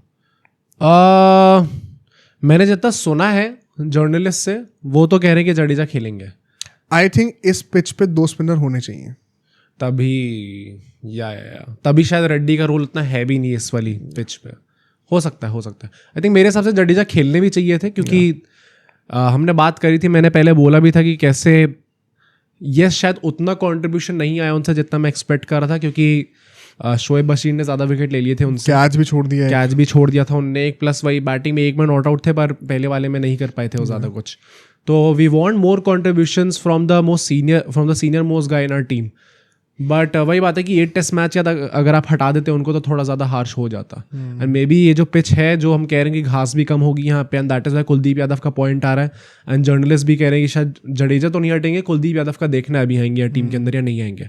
तो मे बी वो भी सजेस्ट कर रहा है कि शायद 2 स्पिनर्स होने चाहिए टीम में इस पूरे एजबास्टन में खेलने के लिए। नहीं, आई थिंक एजबास्टन में जैसा रहेगा कंडीशन इधर ड्राई पिच होने वाली है, श्योरली 2 स्पिनर होने चाहिए। फॉर दैट टैक्टिकल रीजन मुझे लगता है कि नंबर 7 पे भी डिबेट नहीं होगी। नीतीश कुमार रेड्डी का कोई भी स्कोप आने का तो वो सिर्फ करुण नायर के ऊपर ही है। बाकी टेस्ट मैच में देखेंगे, बट अभी के लिए मैं बताता हूँ। नेक्स्ट डिबेट ऑफ कोर्स, क्या शार्दुल ठाकुर की जगह पे कुलदीप यादव को आना चाहिए? काफी लोगों ने ऐसा बोला है कि हम लोग एक विकेट टेकर बहुत मिस कर रहे थे, एंड कुलदीप यादव जडेजा, तुम ये सोचोगे जडेजा कुलदीप दोनों बॉलिंग कर रहे होते हैं 5वें दिन पर, इंस्टेड ऑफ प्रसिद्ध कृष्णा और Siraj from the other and. Plus मतलब अगर बुमराह नहीं होने वाले इस टेस्ट मैच में, एक एक्स फैक्टर चाहिए, तो एक्स फैक्टर चाहिए, एक विकेट टेकर हमें चाहिए जो कि निकाल के दे हमें। And Kuldeep Yadav being the leg spinner, जो कि वैसे ही टांगे खुल जाती है भाई इंग्लिश बैट्समैन की उनके सामने, स्पिनर्स के अगेंस्ट कभी भी हिस्टोरिकली इंग्लैंड अच्छा नहीं करते। प्लस ये पिच भी शायद उनको फेवर करेगी। नथिंग अगेंस्ट शार्दुल ठाकुर, क्योंकि मैं वही कहूँगा यार, शायद उनको यूज ढंग से नहीं करा गया था। ऑल्दो बैटिंग में उनने जो गुड़गोबर करा था वो उनके ऊपर ही है, क्योंकि बैटिंग में सिर्फ आप पे ही ब्लेम जाएगा और किसी पे नहीं जाएगा। Kuldeep Yadav, I think someone who can also, we can kind of trust him with the bat. I don't know, ये थोड़ा सा अभी मैं इस चीज के ऊपर कमेंट नहीं करना चाहता, बिकॉज मुझे लगता है जो पिछले साल इंग्लैंड में सीरीज हुई थी उसको देख के थोड़े लोगों ने ज्यादा कर दिया, ट्रस्ट करा है। एंड बातें भी एक्चुअली बहुत निकल के आती है ना, जो रोहित शर्मा बोलते हैं कि मैंने बोला बैटिंग पे काम कर, तो लोगों को लगता है अच्छा बातें हो रही, मतलब इंप्रूव कर रहे हैं, बट ऑन ग्राउंड क्या होता है एंड प्रैक्टिस में क्या होता है उसमें बहुत फर्क है। Plus what ever it is, मतलब यार हम लोग अपने पूरे लास्ट टेस्ट मैच की हार को भी देखेंगे तो प्राइमरीली शायद हम लोग अपनी जो ब्लेम करेंगे वो बॉलिंग पे करेंगे, क्योंकि हमने रन काफ़ी बनाए थे। हमने 371 का टारगेट दिया था लास्ट डे पे चेस करने, मतलब बॉलिंग में भी वही है ना, क्या कैचेस पकड़ लेते तो शायद बॉलिंग के फिगर्स ही लोगों के बेटर लगते हैं, हो सकता है। मेन आई थिंक बात क्या ये मैं एग्री करता हूँ कि टेल एंडर्स का run banana is the easiest excuse. Actually में तो प्रॉब्लम थी वो कैचेस की थी, कैचेस या फिर मतलब सिराज से भाई विकेट थोड़ा मतलब बेहतर अगर परफॉर्मेंस, प्रसिद्ध कृष्णा वही अपना हिट द डे ट्राई कर रहे थे। टेल एंडर्स का run banana should be the second, third और फोर्थ प्रायोरिटी, इससे पहले बहुत सारे फैक्टर्स थे। तो अगर बॉलिंग में हमें हेल्प चाहिए अपनी एक्स्ट्रा इस बार, कंसिडरिंग कि बैट्समैन हमारे वैसे ही परफॉर्म करेंगे, तो we need a guy like Kuldeep Yadav जो कि विकेट निकाल के देगा हमें। मुझे भी लगता है because of the nature of the pitch and एक वो टाइम आ गया कि हम लोग उस स्ट्रैटेजी पर जाएं ओवरसीज कि हमें 4 विकेट टेकिंग बॉलर्स चाहिए। I think Kuldeep Yadav should be playing. Plus पता क्या होता है, लेग स्पिनर्स के लिए ना पिच कैसी है does not matter. If a leg spinner has control, जो कि leg spin is one of the toughest skill set to master in cricket. जब back of the hand ball को आप रिलीज करते हो उसको कंट्रोल करना बहुत मुश्किल है। तो अगर आप एक लेग स्पिनर के साथ जिसका कंट्रोल है अपनी बॉल के ऊपर, उसको किसी पिच पे खिलाओगे ना, ही would B lethal because leg spinners don't need the pitch for turn. Finger spinners को चाहिए होती है पिच की जरूरत. लेग स्पिनर्स हर पिच पे बॉल टर्न कराएंगे. आप टाइल्स के ऊपर अपने घर पे बॉलिंग करोगे ना, लेग स्पिन वो भी टर्न करेगी. हाँ या तो अगर if and Kuldeep Yadav does have the supreme control we all see, why not have him in the team. मुझे लगता है ये टाइम आ गया. एंड जो लास्ट 2 और मैं चेंजेस की बातें करूंगा, बुमराह क्योंकि अगर जाएंगे, कौन आने चाहिए उनकी जगह पे सबसे पहले? आई थिंक कायदे से तो अर्शदीप आने चाहिए and would love to see that guy perform here, क्योंकि एक वो स्विंग लेके अगर आएंगे, लेफ्ट आर्म एंगल भी उनका आएगा, तो एक x factor again. Arshdeep is also an x factor, क्योंकि this is not something left armer भाई जो सीमर हो, हमने कहाँ ही इतने टाइम से देखा है अपने टेस्ट मैचेस में इंडिया के, क्योंकि हमारे पास सारे वो राइट हैंडेड ही हैं. बहुत डिफिकल्ट है कि एक लेफ्ट आर्म आ जाए यहाँ पे. तभी T20 वर्ल्ड कप में भी जब 2022 में उनका इंट्रोडक्शन हुआ था, जब बुमराह नहीं खेल रहे थे, तो हमें लगा था कि यार हाँ एक लेफ्ट आर्मर हमें चाहिए, बड़ा इंपॉर्टेंट होगा. प्लस उनने काउंटी क्रिकेट खेला भी है, तो होपफुली उनका एक्सपीरियंस बढ़ा होगा उससे. एंड अगर वो यहाँ पे आके परफॉर्म करते हैं, मतलब मुझे ऐसा लगता है कि देयर आर चांसेस कि वो परफॉर्म अच्छा कर जाए यहाँ पे. नेट्स में अपेरेंटली उन्होंने और आकाशदीप ने बॉलिंग भी बहुत करी है, क्योंकि बुमराह और प्रसिद्ध कृष्णा से बॉलिंग कराए थे. हाँ, प्रसिद्ध कृष्णा भी वही, तभी वो उनका भी नाम भी क्वेश्चन में है कि क्या वो आएंगे नहीं आएंगे. बट प्लस वो जो कुलदीप वाला पॉइंट था, उसमें उनको बुलाया गया भाई प्रैक्टिस में, हरप्रीत बरार को. है? हाँ, किसके लिए? नेट्स में प्रैक्टिस करने के लिए. क्यों? अरे शायद वो Kuldeep Yadav being the loan leg spinner, शायद वो नहीं कर पा रहे होंगे वहाँ पे, बॉल सबको नहीं करा पा रहे होंगे, तो एक और स्पिनर की जरूरत होगी वहाँ पे. जडेजा तो करने को कर सकते हैं, क्या पता 2 लोग भी कम पड़ रहे हो, तो शायद इसलिए वो एक हरप्रीत बार, शायद वो इंग्लैंड में ही थे वहाँ पे. अच्छा. क्योंकि वो काउंटी खेलने का ट्राई कर रहे थे शायद, तो उसमें बीच में उनको बुलाया गया नेट्स में प्रैक्टिस के लिए. अच्छा, मुझे भी पर्सनली लगता है कि अर्शदीप ही पहली चॉइस होनी चाहिए. बट जो लास्ट हम जो क्वेश्चन मार्क जो तुमने प्रसिद्ध कृष्णा के ऊपर करा है, सो बेसिकली मेरे ओपिनियन में ये भी एक न्यूज़ आ रही है कि सिराज और कृष्णा में से कोई एक हटाकर भी आप आकाशदीप को लेके आओ बेसिकली. क्या ये भी होना चाहिए इन द फर्स्ट प्लेस? मतलब क्या हम ये कह रहे हैं कि आकाशदीप और अर्शदीप दोनों खेल रहे हैं साथ में, या तो सिराज या तो प्रसिद्ध कृष्णा? मेरे हिसाब से तो नहीं होना चाहिए, क्योंकि बुमराह ऑलरेडी जा रहे हैं. अब एक्सपीरियंस की वैसी कमी है, अब आप सिराज और कृष्णा में से भी कोई एक ही रखोगे अगर, आई don't know if it's a good idea. Plus मतलब ये अगर ये चीज़ उसके चलते हो रही है कि शायद कृष्णा को भी रेस्ट की ज़रूरत है, तो मुझे समझ में आता है. पर क्या, अगर आप ये चॉइस से कर रहे हो, ऑलरेडी रेस्ट की जरूरत है. हाँ, मतलब वो ऑब्वियसली क्वेश्चन में होगा फिर. बट अगर आप ये अपनी चॉइस से कर रहे हो, तो मुझे लगता है कि बहुत रिएक्शनरी मूव भी हो जाएगा. मतलब एक टेस्ट मैच हम लोग हारा, फिर आपने एकदम से 3-4 चेंजेस कर दिए भाई नेक्स्ट मैच में आते हुए. नहीं, एंड ऑल फेयरनेस प्रसिद्ध कृष्णा ने 5 विकेट लिए हैं, चाहे कुछ भी कहो. हाँ, मतलब मैं वही कहूंगा यार, 5 विकेट लिए, पर आप 6.5 की इकोनॉमी से पिटे भी हो पूरे टेस्ट मैच में. But you are still picking wicket. Siraj अगर विकेट भी नहीं ले रहे हैं, आप कितने भी इकोनॉमिकल हो जाओ, टेस्ट मैचेस में economy does not matter as much. यार ओवर्स तो अनलिमिटेड ही है ना, विकेट लेके दो ना 20. तो मुझे लगता है कि उनका भी केस बनता है उस हिसाब से. तो कायदे से बनता है. आई थिंक भाई Siraj after Jasprit Bumrah is the most experience pacer that we have. मुझे लगता है 2 पेसर्स तो एक्सपीरियंस के चाहिए. ऐसा नहीं है कि सिराज और प्रसिद्ध कृष्णा खुद भी 100 टेस्ट मैच खेलेंगे. तो I think one of Arshdeep और आकाशदीप कैन प्ले, बट दोनों साथ में खिलाना मुझे लगता है बहुत रिएक्शनरी है, एक्सट्रीम हो जाएगा. अगर वो कोई एक बंदा हम चूज कर रहे हैं, तो I would actually go with Arshdeep. Although Akashdeep का भी केस बनता है, with the new ball he is quite effective. Test matches में उनका बेस्ट निकलता हुआ तो दिखा हमें. T20 में उतना अच्छा नहीं रहता है, तो वो भी एक डिबेट है. प्लस उनके पास ज्यादा एक्सपीरियंस भी ऑलरेडी बीजीटी में भी करा था, तो सोचने वाली बात है. बट आई जस्ट थिंक कि वो जो स्विंग का ऑप्शन देते हैं दोनों तरफ, एंड जो फ्लोट कराते हैं बॉल के ऊपर अर्शदीप, जो फॉर्म भी उनका है अभी, एक वो हार्ट वाली कॉल लेनी बनती है, जैसे अभिमन्यु ईश्वर और साई सुदर्शन के बीच में. एज फॉर इंग्लैंड अगर मैं कहूँ तो यहाँ पे अगर आर्चर आते हैं, गस एटकिंसन भी शायद खेल सकते हैं, उनका भी चल रहा है. अच्छा, I don't think once again कि दोनों साथ में खेलेंगे, कोई एक ही खेलेगा. अगर आते हैं तो किसकी जगह पे आने चाहिए? कौन सा पेसर है जिसको हटाया जा सकता है? ब्रायडन कार्स और टंग को तो नहीं हटाएंगे. आई थिंक टंग ही हट सकते हैं. और कौन हटेगा भाई? उस बंदे ने इतने विकेट लेके दिखी आपको, उसके बाद आप mostly on the tell.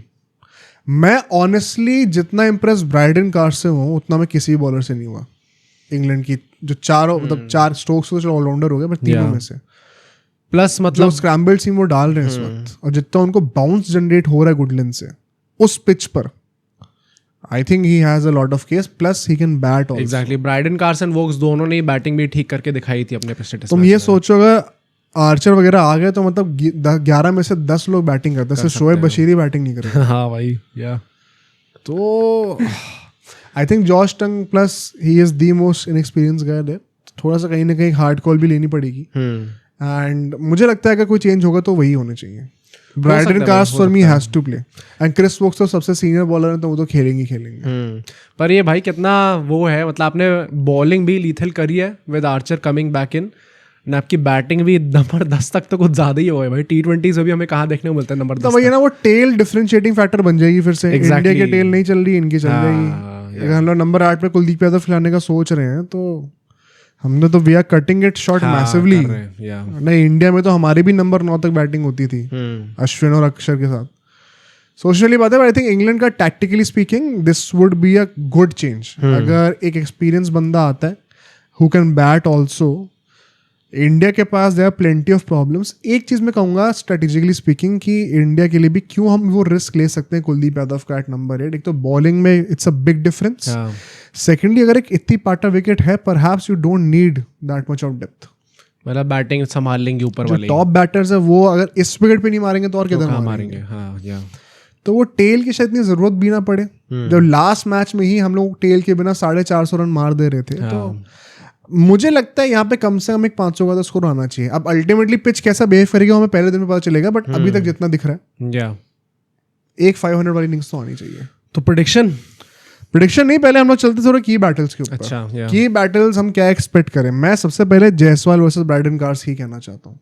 Brydon Carse अगर राउंड द विकेट आके स्क्रैम्बल सीन के साथ जो बॉल, जैसे मैंने सेकंड इनिंग्स में डिसमिसल करा है जायसवाल का, कि आप एंगल बॉल का अंदर लेके आ रहे हो जिसकी वजह से बैटर मजबूर होता है कि वो खेलने के लिए जाए बॉल. एंड फिर वो एंगल को बॉल बीट करके डिफाई करके बाहर निकल जाती है.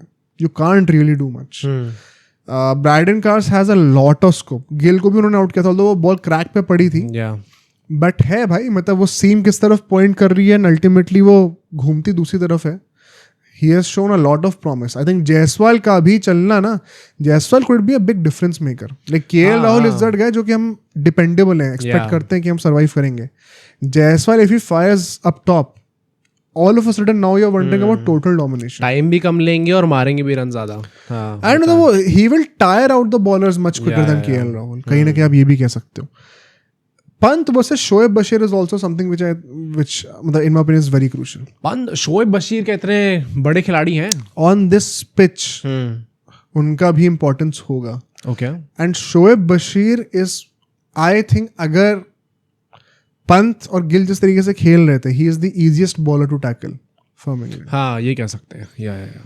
जो रन्स, अगर हमें 500-600 रन का सपना देखना ना, शोएब बशीर को टैकल करना में आना चाहिए. वहीं पे अगर हमने विकेट दे दी शोएब बशीर को, भूल जाओ सपना. अगर हमने शोएब बशीर को टैकल कर दिया अच्छी तरीके से, बिकॉज एक और चीज़ पता क्या होती है, अगर इंडिया जो है 2 स्पिनर के साथ खेलने वाली है, हमें ओवर रेट के इश्यूज मोस्टली नहीं होंगे. इंग्लैंड को पिछले 2 साइकिल से कंसिस्टेंटली ओवर रेट के इश्यूज हो रहे हैं और अब WTC में पेनल्टी लगती है पॉइंट्स की. हाँ, पिछली बार भी हुआ था. तो कई बार इसीलिए स्टोक्स मजबूर भी था कि उसको एक एंड से लगातार शोएब बशीर से बॉलिंग करानी पड़ रही है. क्योंकि आपको ओवर रेट का भी ध्यान देना है. आप हमेशा से विकेट्स का नहीं सोच सकते हो. Shoaib Bashir in that sense becomes very crucial. Okay. जब अंपायर देखेगा कि दूसरी टीम में इतनी जल्दी ओवर डाल रही है, आप क्यों स्ट्रगल कर रहे हो, डालवाना पड़ेगा. And the more he bowls the more the chances for India to score more runs. बस वहाँ पे विकेट ना दे दो. Think Pant could be a game changer there. Ben Duckett versus Arshdeep Singh भी मैं देखना चाहता हूँ. हाँ, बेन डकेट ने काफ़ी रन मारे थे भाई एंड काफ़ी अच्छी तरीके से चेज अपनी प्लान करी थी. तो अर्शदीप सिंह भी नई बॉल के साथ अगर वो अपने वही दोनों जगह स्विंग कर सकते हैं एंड इनिशियली अगर उन्होंने विकेट निकाल दिया इनका, तो फिर एक्सपोज होनी स्टार्ट हो सकती है इंग्लैंड जल्दी. हाँ, और पता कुछ भी कह लो, मतलब बेन डकेट का हम भी कहते हैं कि थोड़े कटाक ज़्यादा मारते हैं, लेकिन बंदा परफॉर्म कर रहा है. एंड क्लच इनिंग्स थी वो चौथी इनिंग में. मुझे लगता है कि अप टॉप देखो, जैक ट्रॉली ने अभी तक इतना ज़्यादा थ्रेट नहीं दिखाया. ऑल्दो जैक ट्रॉली का एक बहुत ही अलग काइंड ऑफ बोनस है. जो उनकी रीच ऑन ऑफर है ना, he can negate swing very easily.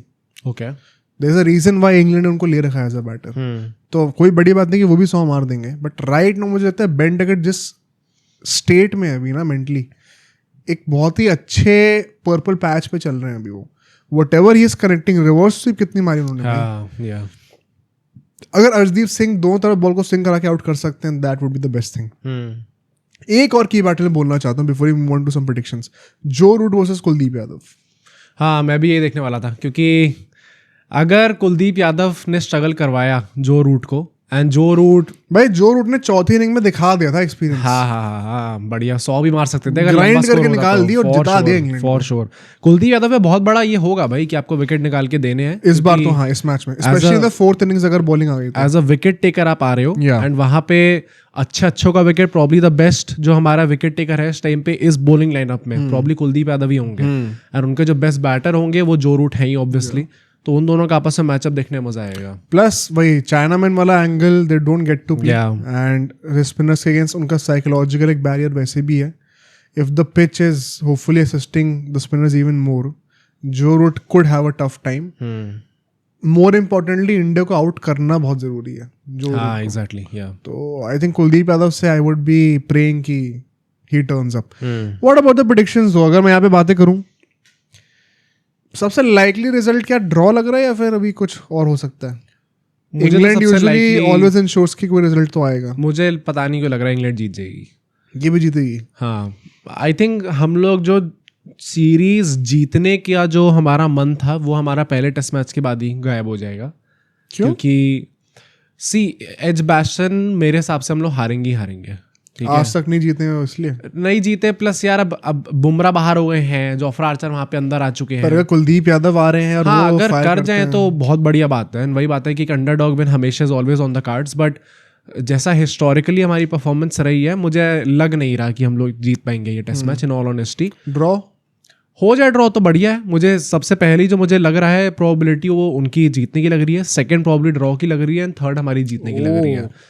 तो देखते हैं कैसा पैन आउट करता है, बट मेरा पॉइंट वही था कि पहला टेस्ट मैच हम लोग हार चुके हैं, सेकंड ये लोग अगर ये जीत गए तो फिर 2-0 हो जाएगी हमारी सीरीज। अब मे बी बुमराह जो है वो 2 टेस्ट मैचेस और खेलेंगे, थर्ड और फिफ्थ निकाल ले तो बढ़िया है, बट मुझे लगता है कि ऐसा तो नहीं होगा कि बुमराह 2 खेले और दोनों ही हम लोग जीत गए भाई साहब। तो मुझे लगता है कि जो हमारी सीरीज जीतने की जो मंशा थी वो शायद हमारी पहले टेस्ट मैच के बाद ही गायब हो गई है। मे बी आप ड्रॉ कराने को आप देख सकते हो सीरीज को, but sticking to this test match I see India losing this match. मुझे ऐसा लगता है कि this is the best ground to at least get a draw. If there is one ground तो यहाँ पे आप कर सकते हो। एक और बात ये भी है कि देखो बुमराह नहीं है, बट क्या कुलदीप यादव एक ट्रम्प कार्ड की तरह में मिल सकते हैं ऑन दिस पिच, उसकी पॉसिबिलिटी है। एक जो नेगेटिव पॉइंट मुझे पता क्या लगता है कि अभी क्योंकि पहले मैच में हमने इतनी अच्छी बैटिंग कर दी हमारे टॉप 5 ने, अब हम उसको फॉर ग्रांटेड लेके चल रहे कि इतने तो ये हर मैच में मारेंगे, but let's not forget 500s in a game her match में नहीं आएगा। तो कोई बड़ी बात नहीं है कि हम अगले मैचेस में शायद रन कम मारें, भले हमारी बॉलिंग बेटर हो जाए, लेकिन शायद बैटिंग उस लेवल पे ना हो। हमने पहले मैच में ही बैटिंग टॉप लेवल की कर दी है, तो वही बेंचमार्क सेट हो गया हमारे दिमाग में। जरूरी नहीं कि हम हर मैच में करेंगे। तो शायद उस रीजन की वजह से, जो कि लोग अभी सोच नहीं रहे, लोग अभी बॉलिंग पे ज्यादा फोकस कर रहे हैं, कहीं बैटिंग की वजह से हम लोग ना क्रम्बल कर है भाई। बहुत डिफिकल्ट है कि सारे बैट्समैन अब हम लोग क्या, और ये एक्सपेक्टेशन भी गलत है। हर मैच तो 100 नहीं मारेंगे ना। बाकी सारे जो साई सुदर्शन को कंट्रीब्यूट करना पड़ेगा, करुण नायर को नीचे करना पड़ेगा, जडेजा को करना पड़ेगा कंट्रीब्यूट। तो अगर ये सारे जो 3 प्लेयर्स जो मैंने नाम लिए, जो शायद उस लेवल पे फायर अप नहीं कर पाए आपको पहले टेस्ट मैचेस में, अगर ऊपर वाले में से कोई क्रम्बल होता है तो इन लोगों को दिल have to make up for it, और अगर नहीं कर पाते तो फिर हमारी बैटिंग नीचे जाएगी ही जाएगी। प्लस इस बार टेल भी नहीं होगी कुलदीप यादव खेलेंगे तो। हाँ है यार, बट मुझे मतलब ऑफ कोर्स देखो, इंग्लैंड विन अगर होती है तो नोबडी वुड बी सरप्राइज, उनका घर है ये। बट मैं एक्सपेक्ट कर रहा हूँ यार इस बार, मतलब मैं मानता हूँ एजबैस्टन में हम नहीं जीते, but I don't see any reason why we can not do it. तो अगर हम हारेंगे तो मैं फिर से डिसअपॉइंट तो होऊंगा। मतलब ऐसा कोई एक्सक्यूज नहीं कि पूरी ग्रीन टर्फ थी और बिल्कुल ही बॉल खेली नहीं जा रही है, सीम कर रही है, स्विंग कर रही है, ऐसा नहीं होगा इस बार मोस्ट लाइकली। सो मतलब मैं तो नहीं सोचता कि हम लोग को हारना चाहिए match, at least a draw, and we should be aiming for the win यार। सब कॉन्टिनेंट से सबसे क्लोजेस्ट कंडीशन इंग्लैंड में यही पर फॉर श्योर। तो I think there is a chance, hopefully हमारे बैटर्स फिर से फायर कर जाएं। अगर कोई सेंचुरी बताओ कौन मार रहा है वैसे? आई थिंक राहुल मारेंगे सेंचुरी। मार रहा है, आई थिंक सो। बाकी गिल का आई डोंट नो, जायसवाल मे भी कर जाए, क्योंकि पंत तो मुझे मतलब Pant would be a good choice, England का क्रेजी रिकॉर्ड है पता है उसका। हाँ इंग्लैंड वही के तो, अंदर पर मुझे वही 3-4 लगता है कि सेंचुरी भाई ये मार चुका 2 सेंचुरी उस बंदे ने अभी मार दिया, कहीं ना कहीं कभी ना कभी तो किक इन करेगा वो, कि आप लगातार अब 3 सेंचुरी आपने मार दिया 2 टेस्ट मैच के अंदर तो कुछ ज़्यादा ही क्रेजी हो जाएगा। तो मे भी शायद पंत हो जाए तो बढ़िया है, but I don't think so कि शायद होंगे इस बार सेंचुरी मेकिंग में। But KL Rahul I think एक सेफ बेट है जो शायद मार दे सेंचुरी। चलो मैं कह रहा हूँ पंत मारेगा, पंत century, फिर से मारेगा, बढ़िया एक तो मारेगा भाई। या बट लेट्स सी। और बॉलिंग में क्या एक्सपेक्ट कर रहे हो? Kuldeep Yadav I think so कि अच्छा करेंगे। मोस्ट विकेट्स कौन ले रहा है? कुलदीप? कई बार ना ऐसी बिग स्टेटमेंट जो चेंजेस होते हैं ना, कई बार वो उल्टी पड़ जाते हैं। हाँ क्या पता बिल्कुल ही ना कर पाए। I do see him performing well, although I am not sure कि वो सबसे ज़्यादा विकेट लेंगे या नहीं लेंगे। अच्छा, तो पक्का नहीं, क्या पता इंग्लैंड से निकल जाए यार कोई, क्या पता आर्चर ही आके अच्छा कर दे। नहीं इंडिया के पॉइंट ऑफ व्यू से कह रहा हूँ। इंडिया में हो सकते हैं शायद कि सबसे ज़्यादा ले जाए, क्योंकि बाकी जो बॉलर्स हैं वो ऐसा तो है नहीं कि भाई सब विकेट, नहीं भाई अर्शदीप डेब्यूटेंट अगर होते हैं वो भी अब पता नहीं ना, डेब्यूटेंट है। मैं कुलदीप यादव का नाम लूंगा, बाकी आई एम नॉट श्योर कि कौन कर सकता है। चलो देखते हैं। But I think all things are done, मैं आई वुड बी डिसअपॉइंटेड अगर हम लोग फिर से हार हार जाते। There is no excuse, okay let's see. But अभी हम जरा मूव ऑन करते हैं हमारे एक और स्टार के ऊपर। या and we are talking about Prithvi Shaw. And again जो उनका इंटरव्यू आया है, एक बार लेट्स टॉक अबाउट कि उन्होंने क्या बोला है। मैंने नहीं सुना तो मैं भी सुनना चाहता हूँ। एंड क्या मतलब निकलता है उनकी चीज़ों का। पहली बात तो अभी तक हमने पृथ्वी शॉ को अपने करियर के बारे में इतना बोलते हुए नहीं सुना था। बिल्कुल नहीं। हमेशा he would only post stories जिसमें वो कहते थे कि Sai Baba is watching everything and all, and हमेशा it felt like he is trying to victimise himself only हाँ, for what ever has happened. He is not willing to take responsibility कि शायद ये उनकी वजह से ही हुआ है। बाय द वे मैं यहाँ पे जस्ट प्लग इन करना चाहता हूँ, हमने पृथ्वी शॉ की पूरी स्टोरी के हाँ, ऊपर from his birth until present day एक बहुत ही डिटेल्ड पॉडकास्ट बना है, उसको आप जरूर चेकआउट करिए। मतलब उसमें भी जो कंट्रोवर्सीज इन्वॉल्व है, सब cover करा। जेन्युइनली भी शॉक टू नो कि ऑन द पिच भी थी एंड ऑफ द पिच भी कितनी सारी कंट्रोवर्सीज थी, एंड कितना वो रॉन्गफुली फ्रेम हुए हैं चीजों में। हाँ मतलब उस पॉडकास्ट में भी हमने मेंशन करा था कि ऑब्वियसली यहाँ पे सिचुएशन का बहुत बड़ा हाथ होता है, बट मतलब I think there is no denying कि उनकी भी गलती थी इन सब के अंदर। करेक्ट। मतलब ऐसा नहीं होता कि कोई आदमी खुद ही इन्वॉल्व हो जाता है बस इन सब के अंदर, कहीं ना कहीं सिचुएशंस प्ले आउट करती हैं and you have to be more careful as a public personality. हाँ, जैसे मैंने अभी भाई हम जायसवाल को लेके कह रहे थे कि आपको डांस नहीं करना चाहिए वहाँ पे when your team is losing. Prithvi Shaw का जब भी वो, और मैंने उस पॉडकास्ट में मेरे दिमाग में बहुत ज़्यादा फिट बैठी हुई थी ये चीज़। मैंने उस पॉडकास्ट में ये लाइन बोली थी कि the first thing that Prithvi Shaw needs is a good PR team. और उसके बाद से शायद उन्होंने काम करा भी है क्योंकि उनके वर्कआउट की वो आती रहती है, that he is working very hard. तो that's a very good thing कि उन्होंने वो चीज़ अपॉइंट करी है। दिखाना पड़ता है, कहीं पड़ता है भाई, आप पब्लिक पर्सनालिटी में आपको दिखाना पड़ता है, वरना लोग तुरंत आप पे कटाक्ष मारने में बिल्कुल रिफरेन नहीं करते। तो बेसिकली उन्होंने बोला कि पहली बात तो उनको अपना मुंबई क्रिकेट एसोसिएशन से हटना था, किसी और टीम के लिए खेलना था, तो उन्होंने NOC मांगा था, नो ऑब्जेक्शन सर्टिफिकेट, एंड वो उनको मिल चुका है। तो it remains to be seen कि वो कौन से स्टेट की तरफ से आगे खेलेंगे, बट अब मुंबई की तरफ से हमें देखने को नहीं मिलेंगे वो। एंड मुंबई क्रिकेट एसोसिएशन में जो मैनेजमेंट थी उनने ऐसा बोला भी था कि first he needs to reduce his weight, उसके बाद उनको आना पड़ेगा। मे बी वो बात अच्छी नहीं लगी या फिर जो भी अनबन हुई उनके आपस में, उसके चलते हुए पृथ्वी शॉ वहाँ से हट चुके हैं एंड वो किसी और स्टेट से खेलेंगे। इस इंटरव्यू में उन्होंने खुद कहा है कि ही गॉट वेरी डिस्ट्रैक्टेड, उनने क्रिकेट को टाइम देना काफ़ी कम कर दिया था, ओके, एंड उन्होंने काफ़ी गलत दोस्त भी बनाए थे। एंड अगर आप वो पूरी देखोगे, हमारी जो पूरी पॉडकास्ट थी पृथ्वी शॉ के ऊपर, ये चीज़ थी कि may be he was not exactly involve with the right people, he did not have the right people around him, which is very important. भाई क्रिकेट, और पता है मतलब वी शुड रिमेंबर दिस कि सब बच्चे ही हैं भाई। मतलब yes they are public personalities, but अगर एज वाइज देखोगे तो सब बच्चे ही हैं इस टाइम पे भाई। मतलब सब, वो उस बंदे का लेजेट वैसा पाथ था जो कि सचिन तेंदुलकर का था। ये सचिन तेंदुलकर 16 साल में टीम के अंदर आ गए थे, वो एक्स्ट्राऑर्डिनरी था, but maybe one of the closest to him जो कि इंडियन टीम के अंदर भी आ गए थे जल्दी। एंड 14 साल से उनका नाम चल रहा था पूरे इंडियन क्रिकेट सर्किट में कि दिल्ली में भी जो लोग हैं उन सबको भी पता है भाई पृथ्वी शॉ जैसा आदमी एक आ रहा है, वो पृथ्वी शॉ ही थे। तो मतलब वो बहुत चाइल्डहुड से जब आपके ऊपर वो कैमरा लगा होता है तो फिर आपको बहुत संभल के बिहेव करना पड़ता है। That is why someone like Vaibhav Suryavanshi also has to be very careful कि वो आगे जाके कैसे करते हैं, क्योंकि इंस्टाग्राम तो उनका खुद का भी है, अच्छा हाँ, उनके फॉलोअर्स भी अच्छे खासे हैं, तो टचवुड उनका अच्छा चल रहा है and he seems like a very good chap.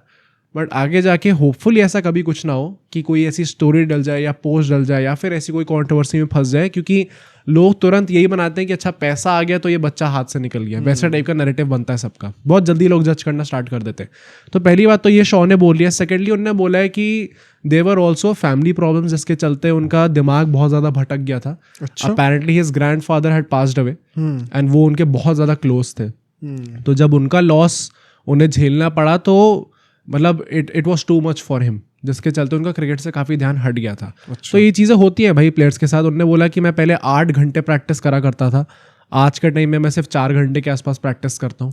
तो आज के टाइम पे क्यों कंपेयर? वही ये बात है। अब वही this is where you have to take more responsibility and चलो ठीक है, इट्स गुड दैट आपने ऑनेस्टली आके इस चीज़ को एक्नॉलेज करा कि आप पहले कुछ चीज़ अच्छी कर रहे थे ना, उस चीज़ को गलत कर रहे हो, और आपने एक्नॉलेज भी कर लिया आके। Maybe he is trying to improve that and अब कैसे वापस उस बात पे जाएं कि मैं 8-8 घंटे प्रैक्टिस करूँ दिन में। बट 4 आवर्स, अभी कुछ टाइम पहले हम लोग विराट कोहली का एक पॉडकास्ट रिकॉर्ड कर रहे थे जो हमने पोस्ट भी कर रखा है। उसमें हमने बोला था कि एक टाइम के बाद आके आपको चूज करना पड़ता है कि आपको पढ़ाई करनी है, क्रिकेट करना है। That is why Virat Kohli after 11th he dropped out and उसका पूरा रीजन ही यही था कि आप 2-3 घंटे 4 घंटे करके आप ये नहीं एक्सपेक्ट कर सकते कि आप भाई टॉप लेवल एथलीट से आप compete कर पाओगे। तो पृथ्वी शॉ तो ऐसा भी नहीं कि अभी पढ़ाई कर रहे हो या फिर कुछ और हो, he is fully dedicated to cricket only. तो अगर आपका फुल डेडिकेशन क्रिकेट पे है एंड देन ऑल्सो अगर आप 4 ही घंटे निकाल पा रहे हो प्रैक्टिस के लिए, तो obviously you are doing something wrong and फिर आप कॉम्पीट नहीं कर पाओगे। तो ये जो बोला है, आई एग्री विद दिस, उन्होंने ये भी बोला है कि कोई भी और सीनियर प्लेयर उन पर रीच आउट नहीं करा एंड सिर्फ पंत है जो कि थ्रू आउट हिज जर्नी हमेशा उनके साथ कनेक्टेड थे। एंड ये चीज़ भी मतलब ये मुझे पता नहीं था कि पंत कनेक्टेड थे उनके साथ या नहीं थे, बट ये बात हमने उस पॉडकास्ट में करी थी। हमने कहा था कि ऋषभ पंत का जो कमबैक रहा है एक्स्ट्राऑर्डिनरी, करेक्ट। एंड वो इतने बड़े एक्सीडेंट से जब चलना पॉसिबल नहीं है, हाँ, वहां से वापस आ गया, तो फैट कम करना तो बहुत छोटी चीज है। वापस ध्यान लगाना हो जाता है भाई। काफी लोग ये भी कहते हैं कि Rishabh Pant before the accident and after the accident वो टोटली डिफरेंट पर्सनालिटीज है। अच्छा, मतलब लाइफ को लेके ज्यादा सीरियस, ज्यादा मैच्योर ऋषभ पंत मतलब नेचुरली होंगे यार। एक करियर मतलब करियर एंडिंग या लाइफ एंडिंग इंसिडेंट जब होता है आपके साथ, उसके बाद आपका पर्सपेक्टिव चेंज होता है। तो उस टाइम पे भी हमने कहा था कि someone like Rishabh Pant should be in touch with this guy, जिनको पता है कि कमबैक कैसे एग्जैक्टली करा जाता है, क्या चीज रिक्वायर्ड होती है। तो इट सीम्स लाइक कि पंत ने हाथ पकड़ा हुआ है पृथ्वी शॉ का एंड होपफुली उनका जो एक अच्छी पर्सनालिटी, एक अच्छा जो इन्फ्लुएंस होता है वो पृथ्वी शॉ पे हमें देखने को मिलेगा। बस पंत तो वाइस कैप्टन भी बन चुके हैं टीम के टेस्ट मैचेस में। हाँ, ये भी बात है, बहुत बड़ी बात है। या एंड जो लास्ट चीज उन्होंने बोली है जो कि मेरे लिए काफी शॉकिंग थी, उन्होंने ऐसा बोला कि जो ऑक्शन था जिसमें वो अनसोल्ड गए हैं, ही सॉ दिस कमिंग। अब अगर ये हाइंडसाइट में बोल रहे हैं तो I think it makes more sense, क्योंकि अगर आप यू सॉ दिस कमिंग तो why were you not doing anything about it. अब ये भी ना बहुत इंटरेस्टिंग एक टॉपिक है, बिकॉज उस टाइम में मुझे याद है आकाश चोपड़ा ने भी अपनी एक वीडियो में कहा था, उन्होंने कहा था कि डेविड वार्नर और पृथ्वी शॉ जो पूरा बॉयकॉट हुए हैं ऑक्शन में टू द पॉइंट कि वो अनसोल्ड गए हैं, किसी ने बिड ही नहीं करा, वो it is not because of their on field failures, वो कुछ ऑफ फील्ड चीजों की वजह से हुआ है। तो पृथ्वी शॉ के साथ क्या ऐसा है कि सारी टीम्स उनको अवॉइड कर रही हैं, एंड क्या पता शायद उसी चीज का रेफरेंस देते हुए वो उनको भी पता था कि ये वो अनसोल्ड जाएंगे। डीसी में जो हुआ, मतलब एक गेस्ट ने हमें ऑफ कैमरा एक चीज़ बताई थी, अगेन भाई मैं ऑन कैमरा बता नहीं सकता उस चीज़ को, बट मतलब अगर वो चीज़ सच थी तो थोड़ा ज़्यादा एक्सट्रीम पे पृथ्वी शॉ चले गए थे, जिसके चलते हुए फिर इट वाज नेचुरल कि ओनर्स डिसाइड करे कि हमें पृथ्वी शॉ को नहीं रखना। पर जो पूरा पॉइंट ये है कि अब वो एक्सपेक्ट कर रहे थे कि वो अनसोल्ड जाएंगे। Yes, maybe you are expecting कि आप दिल्ली से रिलीज हो जाओगे, but were you actually expecting कि और टीम आपको खरीदनी नहीं आएंगी? और अगर है तो फिर आप मतलब फिर आप in your right frame of mind कैसे इस चीज़ को कंटिन्यू रख रहे थे अपने इस लाइफस्टाइल को, कि पता है पर ठीक है देखा जाएगा। एंड उसमें भी हमने उस पॉडकास्ट को हमने एंड ऐसे करा था कि going unsold in the auction, it is going to be a big hit on Prithvi Shaw. मतलब इट शुड बी कायदे से. And if I am not wrong, Delhi के ही या तो रिकी पॉन्टिंग ने ये चीज़ बोली थी या किसी और ने बोला था कि होपफुली इस चीज़ को वो एक पॉजिटिव वे में लेते हैं एंड ये एक मोटिवेशन उनको मिलता है कि मैं अपने आप को बेटर करूंगा एंड देन नेक्स्ट टाइम जब मिनी ऑक्शन या मेगा ऑक्शन जो भी अब देखने को मिलेगा हमें, उसमें मैं वापस कोई ना कोई मुझे लेगा एंड उसकी तरफ मुझे काम करना है. क्योंकि अगर कोई खिलाड़ी जो है, एंड प्लस अब वो MCA से भी नहीं खेल रहे, मुंबई क्रिकेट एसोसिएशन से नहीं खेलेंगे, अब देखना है किससे खेलेंगे वो. अगर एक प्लेयर जो है वो IPL में सेलेक्ट नहीं हो रहा, तो मतलब वो जो एक एलीट लिस्ट ऑफ प्लेयर्स होती है इंडियन क्रिकेट में, जो एक बड़ा सा पूल आपको देखने को मिलता है स्प्रेड अक्रॉस 10 टीम्स, अगर आप वो 400-300 प्लेयर्स में नहीं आ पा रहे हो, तो फिर आप मतलब you are genuinely on the wrong path. जब आप थे उसके अंदर दिल्ली जैसी फ्रेंचाइज में, उसके बाद आप हटते हो और उसके बाद अब वो इतना बड़ा गैप हो चुका है आपके और बाकी सबके बीच में कि आप वो 300 प्लेयर्स की लिस्ट के अंदर नहीं आ पा रहे, पूल में नहीं आ पा रहे हो, तो फिर जेन्युइनली बहुत ज़्यादा चीज़ें गलत जा रही हैं. पर मतलब वही है ना कि it is more to do with the influence around him and less to do with his cricket. या तो उसका वंस अगेन ये भी एक तरीका है देखने का कि भाई गेम में कमी नहीं है, अगर मेहनत कर ले आदमी तो अभी भी वापस आ सकता है. हाँ.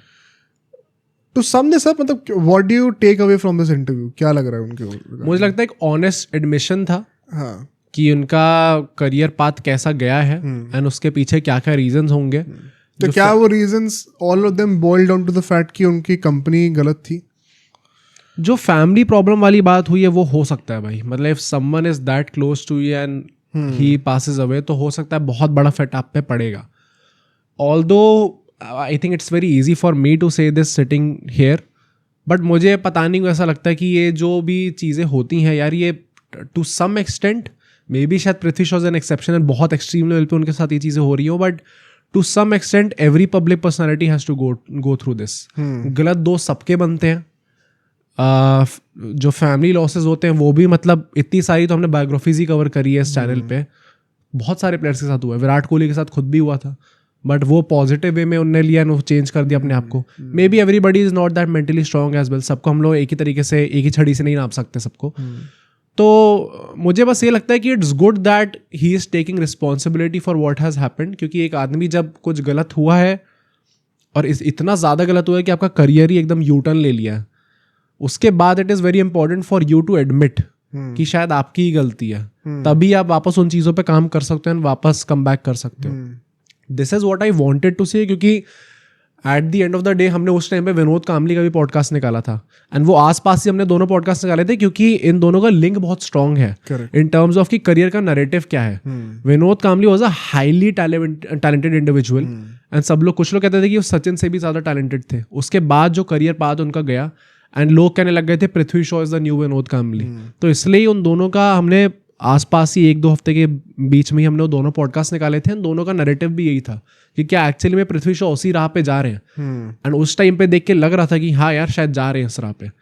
पर वही बात है कि may be the IPL going unsold in the IPL auction was a huge hit and उससे रियलाइजेशन आपको हुआ एंड दैट इज व्हाई हमें पृथ्वी शॉ का शायद एक नया रूप देखने को मिल रहा है. मतलब यही है कि फर्स्टली रियलाइजिंग कि आपके अराउंड जो लोग हैं, जो कंपनी है, वो गलत है. हाँ. तभी आप उसको चेंज कर पाओगे if he gets the right set of people. I think Rishabh Pant का भी अगर उनसे कम्युनिकेशन है, दो ही चीजें हैं. एक तो he has to work on his body, बाकी जस्ट कीप स्कोरिंग रन्स यार, और तो कुछ भी बात नहीं. आई थिंक गेम में कोई कमी नहीं है. मुंबई छोड़ रहे हैं, ये मुझे लगता है बहुत ही बड़ा स्टेप है. आई डोंट नो ये कितना बेनिफिट करेगा as far as his comeback story is concerned to the Indian team. मतलब एक बड़े स्टेट के लिए खेलना इंपॉर्टेंट होगा. क्योंकि आई गेट मुंबई शायद क्यों छोड़ा होगा भाई उनने, क्योंकि रहाने और पृथ्वी शॉ के भी आसपास के जो रहाने कप्तान हैं वहाँ के, एंड उनके भी जो रिलेशंस हैं वो एग्जैक्टली बहुत ज़्यादा पॉजिटिव नहीं है. एंड मतलब मैं ये नहीं कह रहा इसमें रहाने की गलती है. इट इज़ श्रेयस अय्यर अगर होंगे आगे जाके, उनसे तो बुरा नहीं है उनका रिलेशनशिप. अब वही बात है ना कि मतलब यार जो कप्तान जो है, हमने ये भी देखा है कि Rahane is a very disciplined guy. ये डिसिप्लिन जो भी लोग होते हैं, Shreyas Iyer is a highly ambitious, seems like a highly ambitious guy. तो वो थोड़ा सा भी एक खामी है गेम के अंदर, या फिर थोड़ा फिटनेस में ऊपर नीचे है, चला लो कोई बात नहीं, टैलेंटेड है बहुत ज़्यादा, I don't think they would be willing to tolerate all this. तो मे बी अब वही बात है कि पृथ्वी शॉ को काम करना पड़ेगा अपने ऊपर एंड देन एक ऐसे स्टेट से खेलना पड़ेगा जो एक अच्छा खासा ऑलरेडी एक लेवल पे हो. द गुड थिंग इज कि पृथ्वी शॉ पहले ही उस पूरे सर्कल में थे, देन बाहर हुए हैं. तो सबकी नजरें कहीं ना कहीं अभी भी है कि हाँ पृथ्वी शॉ एक खिलाड़ी जानते तो हैं. वरना तो आधे लोगों का करियर इसमें ही खत्म हो जाता है कि भाई खेलते बहुत अच्छा है, चांस नहीं मिल पा रहा बस, कोई recognize ही या नहीं फिर करता. खेलते बहुत अच्छा है पर वो मीडिया में नाम ही नहीं आ पा रहा. पृथ्वी शॉ इज अ नेम जो कि हमेशा मीडिया में रहेगा ही जब तक वो खेल रहे हैं. तो now he just has to focus on his fitness and scoring a lot of runs ताकि वो हमेशा बने रहे सेलेक्टर्स की नजर में भी. अभी मिनी ऑक्शन भी अगर होगा and if he manages to get a team, I think Yeah. IPL is once again the easiest way to gain spotlight. हाँ फॉर श्योर. या अगर होपफुली अगर उनको एक अच्छी टीम मिलती है एंड ऑल्दो वही है ना कि चांस मिलना भी किस टीम से बहुत कम है, मुश्किल है. ओपनर्स यूजुअली हर टीम के अभी इस वक्त सेट ही है. KKR के नहीं है. कप्तान भी बन जाएंगे भाई वो आगे. नहीं मतलब पर मैं ये कहूँगा कि हाँ मतलब he has to make a statement. 2026 IPL could be a good platform and hopefully although वही है कि इंडियन टीम में भी कैसे जगह मिलेगी. बट इंडियन टीम के तो सेटअप में भाई इतने खिलाड़ी आ चुके हैं ना कि नाम भी बहुत याद ही रखना बहुत बहुत पीछे हो मुश्किल चुके हैं अभी वो. Yeah but anything can happen. Especially Prithvi Shaw का नाम आप भूलोगे नहीं कभी. तो उनके पास वो एडवांटेज है and I would love to see him make a comeback. जिस टाइप के वो खिलाड़ी हैं. What about the other topics? And अब हम लोग चलते हैं. आईसीसी ने कुछ रूल्स निकाले हैं उनके ऊपर and the first Test one. cricket, हाँ test एग्जैक्टली मैं cricket वही कह रहा हूँ कि जो सबसे ज्यादा जो इफेक्ट पड़ा है वो शायद टेस्ट क्रिकेट के ऊपर पड़ा है. Yeah. जिसके चलते हुए शायद प्योरिस्ट को ये बात बिल्कुल पसंद नहीं आने वाली. मतलब ये सुन के मुझे पहली बार, अभी तो और डिटेल में बताओगे, ये लगा था कि test cricket as we know is officially dying. हाँ वैसी फीलिंग आई थी. या मतलब ये आई थिंक एक ये वो रियलिटी है जो कि हमने अपने पॉडकास्ट में भी with a lot of guest discuss करी है. But for the very first time शायद हम लोग देख रहे हैं कि इतना ह्यूज स्टेप इस डायरेक्शन में लिया जा रहा है विच इंडिकेट्स कि टेस्ट क्रिकेट की एग्जैक्टली जो डिमांड है और जो वैल्यू है वो शायद अभी एग्जैक्टली मैच हो नहीं पा रही है. एंड इसके चलते हुए हमें रूल्स थोड़े चेंज करने पड़ेंगे. तो बेसिकली जो नया एक तरीके से हम लोग कह सकते हैं टेस्ट फॉर्मेट का रेवोल्यूशन हमें देखने को मिला है वो ये है कि अब 5 दिन से जो टेस्ट मैच में 5 दिन का खेल होता है अब उसको घटा के 4 दिन कर दिया जाएगा. Only England, Australia and India are those 3 privileged countries जिनको 5 दिन के टेस्ट मैच खेलने का मौका मिलेगा. इसके अलावा बाकी सारी जो भी कंट्रीज हैं including New Zealand, including South Africa, इन सबको टेस्ट मैचेस का जो खेलेंगे ये लोग मैचेस वो 4 दिन की हुआ करेंगे. इसका बेसिकली जो ये इम्प्लीमेंट करा जा रहा है उसका मीनिंग ये है कि पहली बात तो हमें नंबर ऑफ डेज घटाएंगे तो हमें टाइम ज़्यादा मिलेगा जिसमें फिर हम नंबर ऑफ मैचेस ज़्यादा कर सकते हैं. नंबर ऑफ मैचेस ज़्यादा करेंगे तो फिर हम लोग जो बाकी टीम्स हैं शायद कुछ एसोसिएट टीम्स को भी टेस्ट मैच का स्टेटस मिल जाएगा. तो हम लोग नई टीम्स को भी एक ऑप्शन या फिर एक अपॉर्चुनिटी प्रोवाइड कर सकते हैं कि आप लोग भी टेस्ट मैच आके खेलो and try to grow this format overall all the globe. तो आई थिंक ये पूरी थिंकिंग है इस पूरे डिसीजन के पीछे. बट जो प्योरिस्ट है क्या एक्सपेक्टेड है ये भी बता दो एक बार. ये बेसिकली जो पूरा प्लान है ये नेक्स्ट WTC साइकिल से स्टार्ट होगा. 27 तो 27 के बाद से शायद स्टार्ट होगा. 27 से वही 2029 तक की डेट अभी बताई गई है. शायद ऐसा भी हो सकता है कि ये टेस्ट मैच ये लोग करें, एक टेस्ट साइकिल ये लोग करें, उसके बाद शायद ना करें. Although I don't see that happening. I think करेंगे तो फिर वो लंबा चलेगा. But if this is actually the future तो शायद ये एक उस स्टेप में उस डायरेक्शन में स्टेप रख दिया गया कि टेस्ट मैच आगे जाके कम ही होने वाले हैं भाई. क्या क्रेडिबिलिटी लग रही है इस सोर्स की? मुझे लग रहा है कि काफ़ी चांसेस हैं. एक टाइम पे वो न्यूज़ में निकल के आई थी कि आप टीयर सिस्टम डिवाइड कर दोगे जहाँ पर जो टॉप टीम्स हैं वो भी सिर्फ आपस में ही खेलेंगी एंड जो बॉटम वाली टीम्स हैं वो आपस में खेलेंगी. मतलब इंडिया को जो निचले स्तर की टीम है उनसे मैचेस खेलने का मौका नहीं मिलेगा. आइलैंड वगैरह के साथ मैचेस नहीं खेलेगी इंडिया. अब पॉइंट वो भी है कि अगर नहीं मिलेगा तो फिर ये बाकी कंट्रीज में टेस्ट क्रिकेट ग्रो कैसे होगा? क्योंकि बड़ी कंट्री आएगी नहीं तो पैसा आएगा नहीं. पैसा आएगा नहीं तो फिर किसी बोर्ड के पास किस बात का मोटिवेशन है खेलने का? कैसे अपने आप को सस्टेन करेंगे वो? जब साउथ अफ्रीकन क्रिकेट बोर्ड जो कि is already in the top 5 boards अगर वो अपने आप को सस्टेन नहीं कर पा रहा टेस्ट मैच खेल के तो how are we all expecting कि नीचे वाले बोर्ड जो हैं वो कर देंगे? तो उस पर भी सवाल है. टीयर सिस्टम पता नहीं आएगा नहीं आएगा. बट अगर ये 4 दिन वाला है आई थिंक सो प्रोबेबिलिटी तो है. जब से मैं क्रिकेट देख रहा हूँ हमेशा मेरे दिमाग में ये चीज़ थी कि कभी ना कभी कुछ ना कुछ तो आएगा टेस्ट मैच को लेके. अब जैसे कई लोगों को नहीं पता होगा तो ये पहली बार नहीं होने वाला है. Why I don't like this, मैं भी उसके ऊपर आऊँगा बट थोड़ा कॉन्टेक्स्ट ले आउट कर दूँ. पहले 6 दिन के टेस्ट मैच हुआ करते थे, एक रेस्ट डे हुआ करता था मैच के बीच में। उससे पहले टाइमलेस टेस्ट मैचेस हुआ करते थे, हमने वो कवर कर रखा है एपिसोड में, एक शॉर्ट भी बनाया था हमने उसके ऊपर, जिसमें दिन फिक्स ही नहीं होते थे और किस तरीके से बंद हुआ वो भी एक बहुत ही इंटरेस्टिंग स्टोरी है। तो अगर कोई मैच 1 महीने तक लगातार चल रहा है, 4 इनिंग्स जब तक कंप्लीट नहीं होंगे तो मैच खत्म ही नहीं होगा। अब चाहे वो 2 दिन के अंदर हो चाहे वो 50 दिन के अंदर हो। वो चीज़ हटाई गई जब ये जो इंडस्ट्रियलाइजेशन हो रहा था और शिप्स के जो टाइमिंग्स थे, प्लेन्स का तो उस टाइम पे कल्चर नहीं था, ट्रेन्स के जो टाइमिंग्स थे वो फिक्स होने लग गए थे बहुत ज़्यादा। तो जो टूरिंग कंट्री उसको वापस कब जाना है घर, उसके स्केड्यूल पहले से फिक्स होते थे। तो अगर टाइमलेस टेस्ट मैच चलता रहेगा और वो डेट क्रॉस होगी तो वापस कैसे जाएंगे घर? इसके चलते हुए ये चीज़ हट गई थी। फिर वो 6 दिन का हटा के 5 दिन का करा गया टेस्ट मैच। अब ये 4 दिन का कर रहे हैं, तो ये पहली बार नहीं हो रहा है। इनफैक्ट फर्स्ट क्लास पे तो 4 दिन के ही मैचेस होते हैं कई जगह पे। बट मुझे प्रॉब्लम बहुत दिखती है इसमें। देखो, एक तो अगर आप 4 दिन का मैच ऑफिशियली कर दे रहे हो, फर्स्टली एक बहुत बड़ा इसका कॉन्सिक्वेंस ये होगा कि आप जो कंट्रीज है ना सारी, उनको और फर्दर इंकरेज कर रहे हो कि वो एक्सट्रीम बॉलिंग विकेट्स बनाए, ताकि 4 दिन के अंदर अंदर रिजल्ट आए पूरा। तो जो आप पिचेस की रेटिंग जिस हिसाब से देते हो तो फिर वो चेंज करो। अब बैटर्स का तो गेम बचेगा ही नहीं बिल्कुल भी। देखो, अभी तक हम लोग हमेशा क्रिटिसाइज करते हैं क्रिकेट को कि वाइट बॉल में बॉलर्स के लिए कुछ है ही नहीं। दैट डज नॉट मीन कि फिर आप रेड बॉल में एकदम ही उल्टा कर दोगे। थोड़ा बैलेंस होना चाहिए। अगर आप पिच पे जो है मतलब 20-20 mm की घास ही छोड़ दोगे कि दिख ही नहीं रहा कि पिच क्या है और ग्राउंड क्या है, तो पॉइंट क्या है? अगर आप जो है वो रेत ही फैला दोगे बिना रोल करे कि पहले दिन से टूटना शुरू हो रहा है विकेट, तो पॉइंट क्या है? फिर स्पिनर्स पहले ओवर से ही जीत रहे हैं मैच पूरा। तो this would encourage the teams कि आप और एक्सट्रीम पिचेस बनाओ। Polarisation in cricket would increase. This would mean कि हम हमेशा जो होम कंट्री उसको ही जीतता हुआ देख रहे होंगे। टूरिंग कंट्रीज का जीतना नियरली इम्पॉसिबल हो जाएगा। तो मतलब कि आपको एक in a series, it is not just about the battle between bat and ball, but in a series यहाँ पे 2 टीम्स खेलने, उसमें भी एक बहुत ही एक्सट्रीम रिजल्ट देखने को मतलब व्हाइट वॉश वाला बहुत कॉमन हो जाएगा। तो क्या आप टेस्ट मैच को रियली इंटरेस्टिंग बना भी रहे हो और आपको पहले से पता है कि अच्छा इंडिया में कोई टीम खेलने आ रही है, इंडिया को सारे मैच जीतने। तो मेरा what is my motive? England जा रहा हूँ, अभी मेरे अंदर होप है कि हम 1-2 टेस्ट मैच जीत सकते हैं, तभी मैं देख रहा हूँ। मुझे पहले ही पता होगा कि हम 5 हारने वाले, तो मैं देखूंगा ही क्यों। आई थिंक ये वैसा टाइप का डिसीजन है जो कि आगे जाके people will adapt to it. Maybe initially आपको टाइम लगेगा। जब 6 से 5 हुआ था उस टाइम पे भी लोगों को लगा होगा कि यार कैसे रिजल्ट आएगा, बट वो रेस्ट डे हटाया जा रहा था। हाँ, ये भी कह सकते हो आप। इसमें तो आप प्लेइंग डे ही कम कर दे रहे हो ना। और सेकेंडली जो the more darker thing is, ये sport should be equal for all the participants. ये नहीं होता कि हम 2-3 प्रिविलेज टीम्स रखेंगे। Despite being an Indian, we dominate cricket.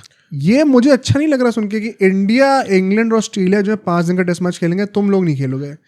Same playing field, same rules होने चाहिए हर कंट्री के। तो अभी भी नहीं है ना। क्यों? WTC के लिए कहाँ लेवल प्लेइंग फील्ड है? क्यों? और साउथ अफ्रीका ने in the buildup to the final ना इंग्लैंड से खेला ना ऑस्ट्रेलिया से खेला, उसके बाद वो फाइनल में आए। हाँ। हमें हर किसी से खेलना पड़ता है, तो उसके बाद हम लोग शायद फाइनल में नहीं आ पाते। तो लेवल प्लेइंग फील्ड तो इधर वे नहीं है। नहीं, I don't think test cricket में वो इशू रहता है। अगर हम लोग साउथ अफ्रीका, तुम कह रहे हो कि हमने साउथ अफ्रीका से मान लो नहीं खेले फॉर एग्जांपल, या न्यूजीलैंड में से नहीं खेले, खेले थे ऑल्दो 3 वाइट वॉश हुए हम लोग, मैं कह रहा हूँ फॉर एग्जांपल नहीं खेले, तो यहाँ पे हम ये नहीं कह सकते कि हम बड़ी टीम है इसलिए नहीं खेले। अगर हम बड़ी टीम इतनी है, हम बेटर टीम भी हैं, क्या अभी हम लोग 5 टेस्ट मैच न्यूजीलैंड खेलने जाएंगे तो मुझे कह सकते हो कि इंडिया जीतेगी? नहीं जीतेगी। तो टेस्ट क्रिकेट के पास वो एडवांटेज है कि जो भी होम टीम होती है उनके पास एक सर्टेन वो रहता है, फॉर श्योर एक किक स्टार्ट रहता है। एंड सो एक नॉट सो गुड टीम भी अपने घर में एक बहुत ही अच्छी टीम को हरा सकती है, स्पेशली जब वो सेना और एक एशियन कंट्री के बीच में हो रहा हो।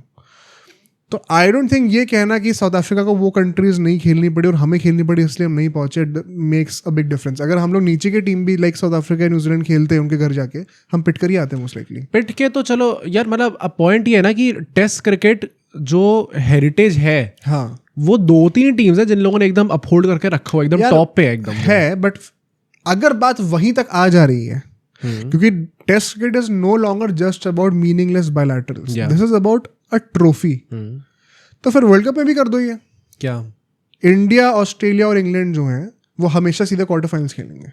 नहीं, तभी तो मैं कह रहा हूँ कि वर्ल्ड कप का इस टाइम पे जो फॉर्मेट है ओडीआई वर्ल्ड कप का, जो राउंड रॉबिन स्टेज है, वो जेन्युइनली डिफाइन करता है कि हाँ इक्वल अपॉर्चुनिटी है आपके पास, सबके पास जीतने की, एंड सबको इक्वल वो है कि आपको हर टीम से मैच खेलना है। तो जो ट्रू विनर होगा वो निकल के आएगा। WTC में वो ट्रू विनर वाला कॉन्सेप्ट नहीं है। But at least keep the rules same ना। अब कल को मान लो मैं ये कह दूं, मान लो मैं ये कह दूं कि चलो तुम कह रहे हो कि राउंड रॉबिन फॉर्मेट है, हर एक टीम को 10-10 मैच, जो भी 9 मैच खेलने हैं, और जो बेस्ट टीम्स होंगी फिर वो सेमीज खेलेंगी। मैं कह रहा हूँ बाकी सारी टीम्स जो 50 ओवर का मैच खेल रही है, इंडिया, इंग्लैंड, ऑस्ट्रेलिया सिर्फ 30 ओवर का मैच खेलेंगे। हमें नहीं वेस्ट। हाँ नहीं, वो वाली बात हो गई ना, फॉर श्योर गलत है। मुझे ऐसा लगता है कि ये जो बाकी कंट्रीज हैं जो इन्वॉल्व हैं, मुझे नहीं लगता कि वो ऐसा फील कर रही है कि we are being hard done by. How do we know? South Africa willingly 2 test matches की सीरीज खेलती है इंडिया के साथ। कायदे से इंग्लैंड के साथ हमारे 5 की हो रही है, ऑस्ट्रेलिया के साथ 5 की हो रही है। जब वो यहाँ आते हैं तो उनकी भी होती है। इंडिया का मतलब अब काफ़ी टाइम हो चुका है इस बात को, जब हम लोग वहाँ खेलने गए थे 23 में भी, तो भी 2 ही टेस्ट मैच की सीरीज थी।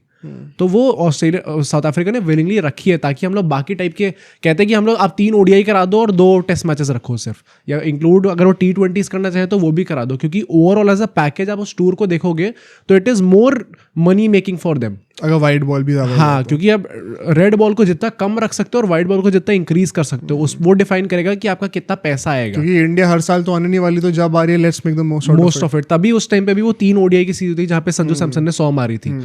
तो South Africa as a board खुद ये चीज़ चाह रहे हैं कि टेस्ट मैच उनके कम होते जाएं।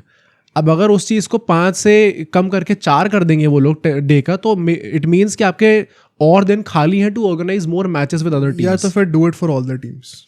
हाँ, कायदे से देखो तो होना चाहिए ये, बट फिर वही बात, और ये चीज़ कायदे से देख के गंदी भी लगती है, क्योंकि ये और किसी स्पोर्ट में हमें देखने को नहीं मिलता। वही ना, ये select privilege for select few. अब प्लस पता ये भी मुझे थोड़ा लगता है भाई, तुम एक तो आईसीसी जिस टाइप की पिचेस अप्रूव कर देती है ओसेना कंट्रीज में, कौन से मैच 5 दिन तक जाते हैं भाई? वैसे तो कर लो स्केड्यूलिंग।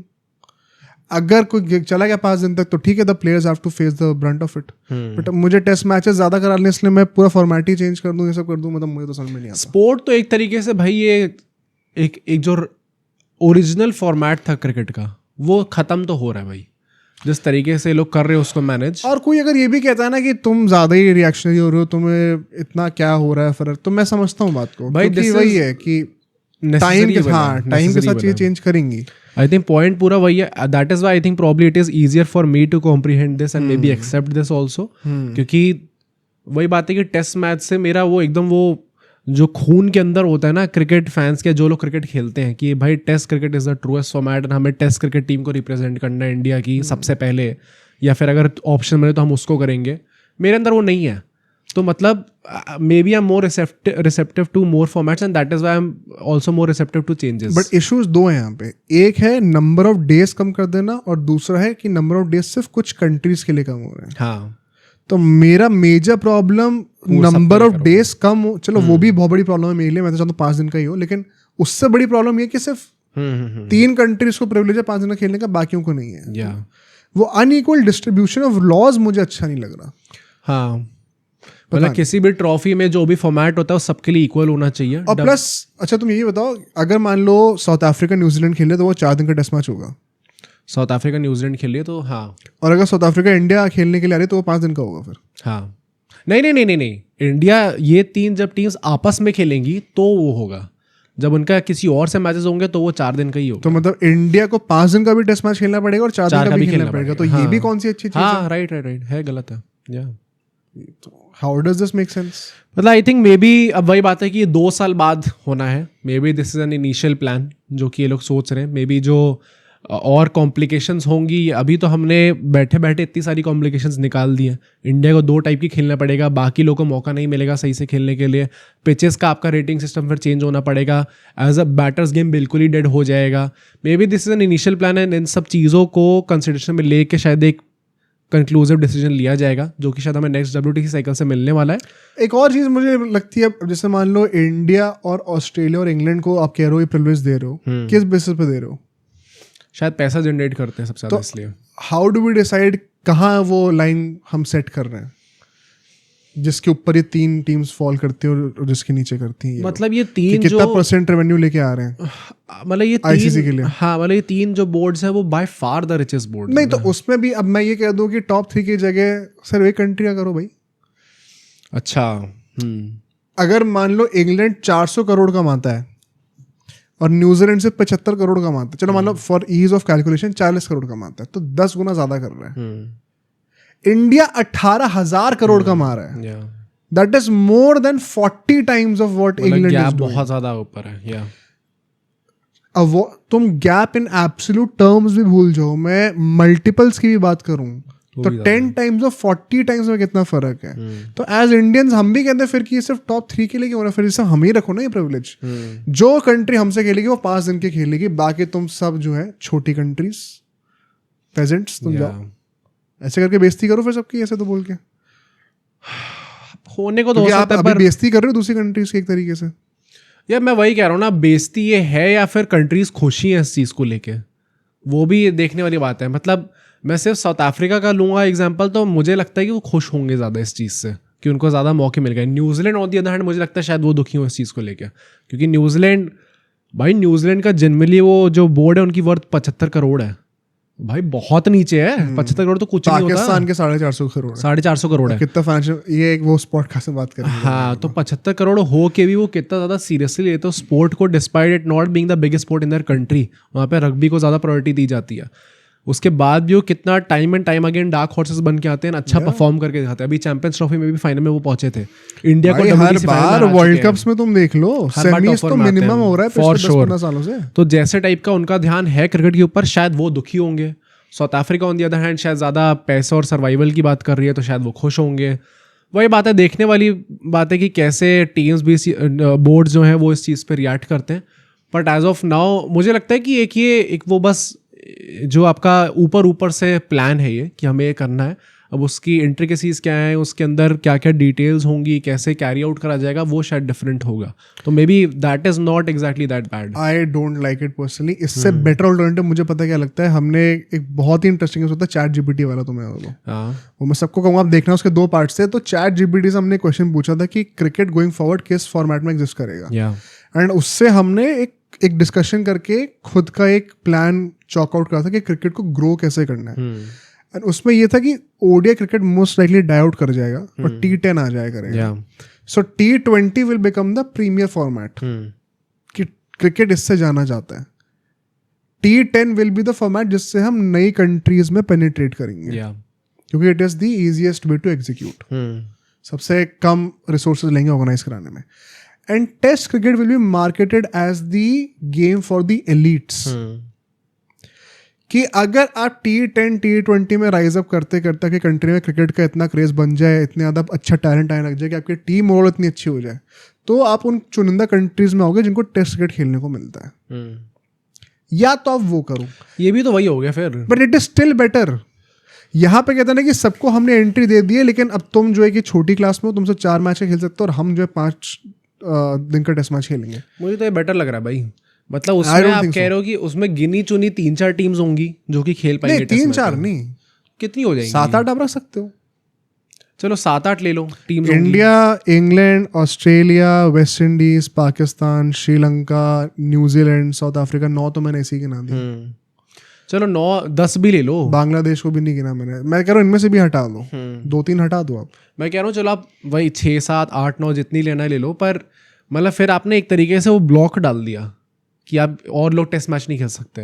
आई थिंक अगर यहाँ पे अगर आप नई टीम्स को मौका दे रहे हो कि चलो 5 दिन का नहीं, आप 4 दिन का टेस्ट मैच खेलो। नहीं, बाकी लोग खेलें पर वो आपस में खेलें। आपस में खेले मतलब कि आईसीसी रिकॉग्नाइज नहीं करेगा उस चीज को, तो एसोसिएट नेशंस आपस में खेल रहे हैं, ऊपर वाली कंट्री से नहीं खेल सकते। हाँ मे बी ऐसा कर सकते हो आप कि सबको एंट्री दे दो नीचे, पर वो जो ऊपर वाला है। और ऐसा भी है ना, आप खेलो मैचेस लेकिन WTC में काउंट नहीं होगा, वो टेबल में काउंट नहीं होगा, ऐसा कर लो। तो फिर वो क्या है उनके पास, मोटिव क्या है कि आप बेटर परफॉर्म करो ताकि WTC के टेबल पे आओ। कुछ ऐसा कर लो कि बॉटम 2 टीम्स रिलेगेट हो जाएंगी, कुछ हाँ वो क्वालिफिकेशन सिनेरियो डाल दें कि बॉटम 2 रिलेगेट हो गए, वहां से प्रमोट होके आ गई। जैसे T20 वर्ल्ड कप में क्वालिफायर्स होते हैं कि करो कुछ हांगकांग आ ऐसा। जाती है कभी कभी, हाँ। या एशिया कप के लिए क्वालिफायर्स होते और हैं। वो एलीट वाला जो मैं वर्ड कर रहा हूँ वो मार्केटिंग टर्म है हाँ, कि यार। जो बेस्ट टीम्स होती हैं वो खेलती हैं भाई ये स्पोर्ट। ये आपका सपना होना चाहिए एज अ क्रिकेटिंग नेशन कि हम यहाँ तक पहुंचे और उसको सही से मार्केट करा जाए। या पर लेट्स सी क्या होता है। क्या होता है। बाकी अब हम लोग नेक्स्ट सेगमेंट पे चलते हैं, कुछ और रूल्स की बात करते हैं जो कि आईसीसी ने निकाले हैं। एंड ये भी मतलब थोड़े से ज़्यादा कॉम्प्लिकेटेड है, एंड शायद स्पोर्ट को इन जनरल, जो कि हम सबकी प्रॉब्लम रही है कि अगर आपको क्रिकेट को ग्रो करना है तो आपको स्पोर्ट सिंपल और बनाना है, आपको कॉम्प्लिकेट नहीं करना। मे बी शायद ये उसके अगेंस्ट जा रहा है। जो सबसे पहला रूल है वो ये है कि टेस्ट मैचेस के अंदर भी स्टॉप क्लॉक जो है वो इंट्रोड्यूस कर दी जाएगी। ये तो सही है। हाँ, जिसके चलते हुए आपका वो ओवर रेट जो है वो चेक में रहेगा, एंड टाइम से टेस्ट मैचेस खत्म हुआ करेंगे दिन के अंदर जो है। मे बी आई थिंक ये चीज़ सही है। क्या होता है वो समझाओ सबको। वो है कि आपको 2 मिनट का टाइम मिलेगा। 1 मिनट का नहीं, इसमें शायद 2 मिनट का है। अच्छा, टेस्ट के लिए 2 हाँ, कि 2 मिनट का आपको टाइम मिलेगा जिसमें आपका नेक्स्ट बॉलर आके बॉल डाल सकता है। एक और खत्म हुआ उसके 2 मिनट के अंदर दूसरा और शुरू हो जाना चाहिए। ये बेसिकली इसका मतलब है। वही है कि आपका ओवर रेट चेक में रहेगा। इसके चलते हुए जो अभी हम लोग इंग्लैंड टूर में भी देख रहे हैं कि वो कहने को है 10:30, हाँ, कोई रिस्पेक्ट ही नहीं है वो टाइम की। 11:45 कभी कभी 11:15 तक भी चला जा रहा है वो। तो मे बी उस टाइमिंग को रिस्ट्रिक्ट करने के लिए आपका फिक्स रहे कि पहले ही भाई 5 दिन का टेस्ट मैच हो रहा है, उसको भी अब हम लोग टाइम से नहीं कर पाएंगे तो मतलब क्या हुआ खेलने का। Great move by ICC. तो आई थिंक ये चीज शायद एक फेवर में है, एंड टेस्ट मैचेस को और बेटर करने के लिए ये चीज अच्छी हो सकती है। Plus also in saying that this is going to increase the toil of the cricketers. हाँ, ये वो अगर आपके पास रेस्ट पीरियड्स कम है और टर्नओवर आपको जल्दी करना पड़ रहा है तो टोल लेगा भाई। पेसर्स पे तो स्पेसिफिकली बहुत ज्यादा इम्पैक्ट पड़ेगा इस चीज का। अच्छा। तो वो कैसे ये लोग करते हैं देखने वाली बात है। बट आई थिंक ओवरऑल अगर हम लोग एक क्रिकेट एज अ फॉर्मेट की बात करें तो शायद ये बेटर ही है इस चीज कि आपको ग्रो करना है तो। सेकेंडली एंड अगेन भाई, इसका मतलब क्या है ये मैं समझा नहीं हूँ। Saliva use won't force a ball change anymore even if done intentionally. इसका क्या एग्जैक्टली मतलब है? सो अभी क्या हुआ है कि जब से लॉकडाउन हुआ था उसके बाद से एक तो ये मुझे लगता है कि क्यों ये चीज़ अभी तक प्रेवलेंट है मेरे को समझ में नहीं आता। बट सलाइवा बैन हो गया था, अभी आईपीएल में वापस आ गया। सलाइवा बैन हो गया था, सिर्फ आप स्वेट से बॉल को चमका सकते हो।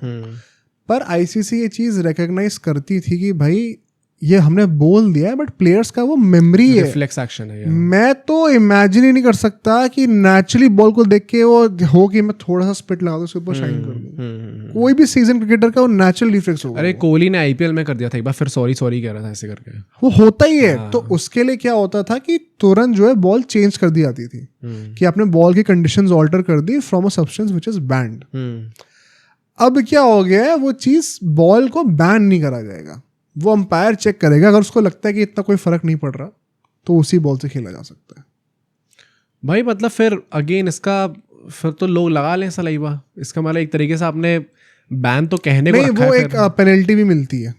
अच्छा, ऐसा भी होता है। हाँ, मतलब फील्डिंग टीम को पेनल्टी भी आप मिलती है। सलाइवा लगाओगे तो आपको पेनल्टी मिलेगी, बट नेसेसरी ये नहीं है कि बॉल चेंज कर दी हो जाए। ओके। अब दूसरी बात ये भी है कि ऐसा भी कहते हैं सलाइवा को जब बैन करा उसका दोबारा क्यों नहीं लाया गया, बिकॉज इससे एक बहुत बड़ा जो हेडेक होता है अंपायर्स का कि कौन मिंट चबा रहा है और फिर सलाइवा लगा रहा है, वो चीज मॉनिटर करने का स्ट्रेस नहीं है। अब जिनको नहीं पता इसका मतलब क्या है, बेसिकली आप च्युइंगम चबा रहे होते हो मिंट फ्लेवर की, कोई भी फ्लेवर की, शुगर होता है बेसिकली उसमें, उससे फिर जब स्पिट लगाते हो ना तो वो स्पिट की डेंसिटी बड़ी अच्छी आती है और वो बॉल फिर शाइन बड़ी अच्छी होती है। फाफ डू प्लेसी पे जो बैन लगा था वो इसी चीज के इसी लगा था। तो अगर आप सलाइवा लगा ही नहीं सकते तो फिर आप च्युइंगम खाओ ना खाओ, अंपायर को सब देखना ही नहीं पड़ेगा। और बाय द वे ये मिंट वाली जो चीज़ है ये हर क्रिकेटर करता है। हाँ, मुझे भी लगता है। ये सब रिटायर्ड क्रिकेटर्स भी कमेंट्री के टाइम पे बोल रहे होते हैं कि सब करते हैं सब, क्योंकि रिटायर हो गए अब तो कुछ कर नहीं सकता कोई, तो आप कन्फेस कर दो। हर कोई करता है, हर कंट्री का करता है। It's a tactic. तो मतलब ये रूल अच्छा है या फिर गंदा है? I think saliva should be allowed.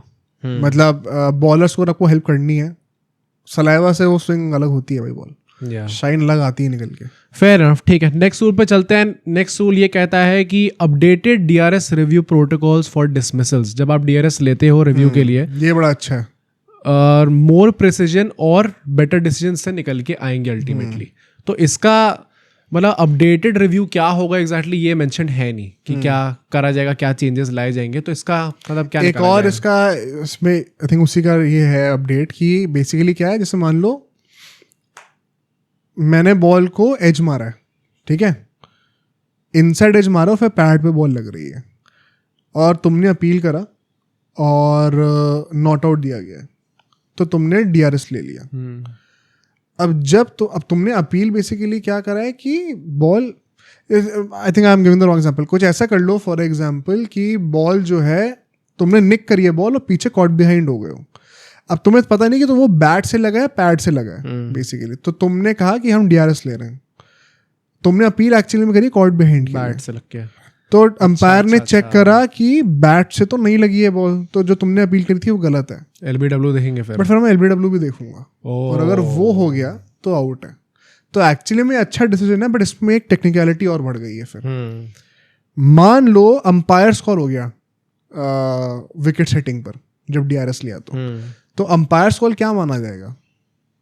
तुमने नॉट आउट दिया था कॉर्ड बिहाइंड के लिए, पर अंपायर्स को LBW के लिए भी फिर नॉट आउट ही माना जाएगा। मतलब अंपायर ने जो डिसीजन दिया है वो अपहोल्ड करा ही जाएगा रिगार्डलेस। हालांकि अंपायर ने डिसीजन वो दिया था कॉर्ड बिहाइंड के लिए, बट उसी अंपायर्स कॉल को LBW के लिए भी मान लिया जाएगा। वो एक ड्रॉबैक है, but at least they are checking for the LBW in the first place.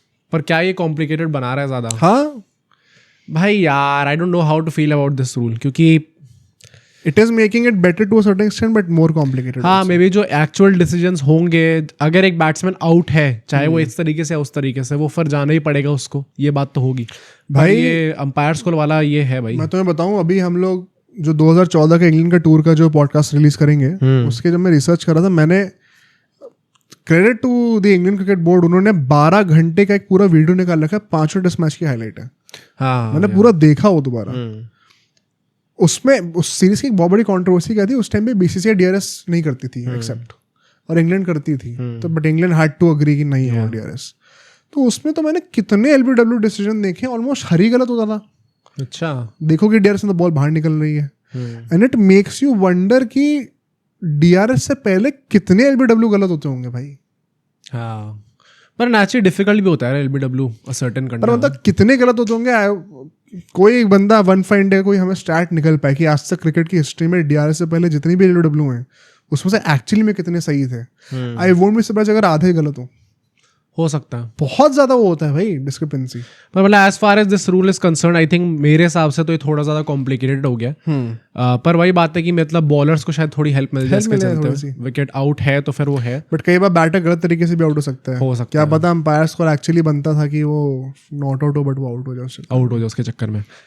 Fourth rule is if a catch is unclear and fielders को रॉन्गली क्लेम करते हैं, तो जो डिलीवरी होगी उसको नो बॉल डिक्लेयर कर दिया जाएगा। अब अगेन भाई, मतलब अगर एक आदमी कैच ले रहा है, I have seen this a lot of times. कुछ लोग ऐसा भी है कि जान के गलत क्लेम करते हैं उस चीज को, बट कुछ लोगों को जेन्युइनली लगता है कि मैंने कैच पकड़ लिया है, एंड वो एक्चुअली में नहीं पकड़ा हुआ होता। पर फिर वो भी इसी कैटेगरी के अंदर फॉल करेंगे कि हमने क्लेम कर लिया कि कैच है। तो हाउ डू यू सर्टेन कि कौन सच कह रहा है कौन झूठ? आई थिंक ये कुछ चीज़ें होती हैं जो कि एग्जिस्टिंग चीज़ को आप कैसे इंटरप्रेट करोगे उसके लिए लॉ बनता है, और कुछ चीज़ें ऐसे होती हैं जो आगे से चीज़ कैसे लोग बिहेव करें उसके लिए लॉ बनता है। मतलब अगर ऐसा एक थोड़ा सा डाइसी कैच पकड़ा है तो फिर लोग खुद ही कहते हैं कि भाई आप ही चेक कर लो थर्ड अंपायर से 100% एक्यूरेसी के साथ, मैं बदतमीजी नहीं करूंगा यहाँ पे, या नाटक नहीं करूंगा। तो गोइंग फॉरवर्ड कैसा बिहेवियर होगा, कई बार लॉ उसके लिए भी सेट करा। मतलब ये शायद ये अंपायर्स को हेल्प करे, क्योंकि जब भी कुछ ऐसा टाइप का डिसीजन होता है सारे फील्डर्स आके अंपायर के अराउंड ही so you will notice all the decisions are ultimately giving power back to the umpires. Purpose हमेशा वही है। 2 मिनट के अंदर बॉल नहीं डाला, अंपायर वो करेगा। LBW नहीं हुआ, सॉरी कॉल बिहाइंड नहीं हुआ, लेकिन LBW हो गया तो अंपायर का कॉल पे जाएंगे। कैच पकड़ा श्योर नहीं हो तो नाटक मत करना, क्योंकि अंपायर से हम पूछ लेंगे। Everything is further reinforcing the power of the umpires. On the other hand, अभी वेस्ट इंडीज की सीरीज चल रही है, टेस्ट सीरीज, एंड उसमें किसी एक्सक्रेटर ने आसपास आके बोला है कि आप प्लेयर्स को बैन कर देते हो जब वो कुछ उल्टा सीधा या गलत डिसीजन होता है, या फिर कुछ भी होता है प्लेयर्स पे बैन लगाते हो। अगर अंपायर किसी गलत तरीके से कर रहा है अंपायरिंग, या फिर बहुत पुअर अंपायरिंग रही है किसी उसमें, तो आप उस पर क्यों नहीं बैन लगाते हो? बिल्कुल सही बात है। आई थिंक ये वही सही बात है, क्योंकि एक तरीके से आप अकाउंटेबिलिटी सेट कर रहे हो। बैन तो it's an extreme word, because umpire कोई इलीगल चीज नहीं कर रहा होता या फाइन समथिंग, फाइन करना चाहिए। प्लेयर इलीगल चीज करता है तभी बैन पड़ता है, या गलत चीज करता है, लॉ ब्रेक करता है तभी पड़ता है।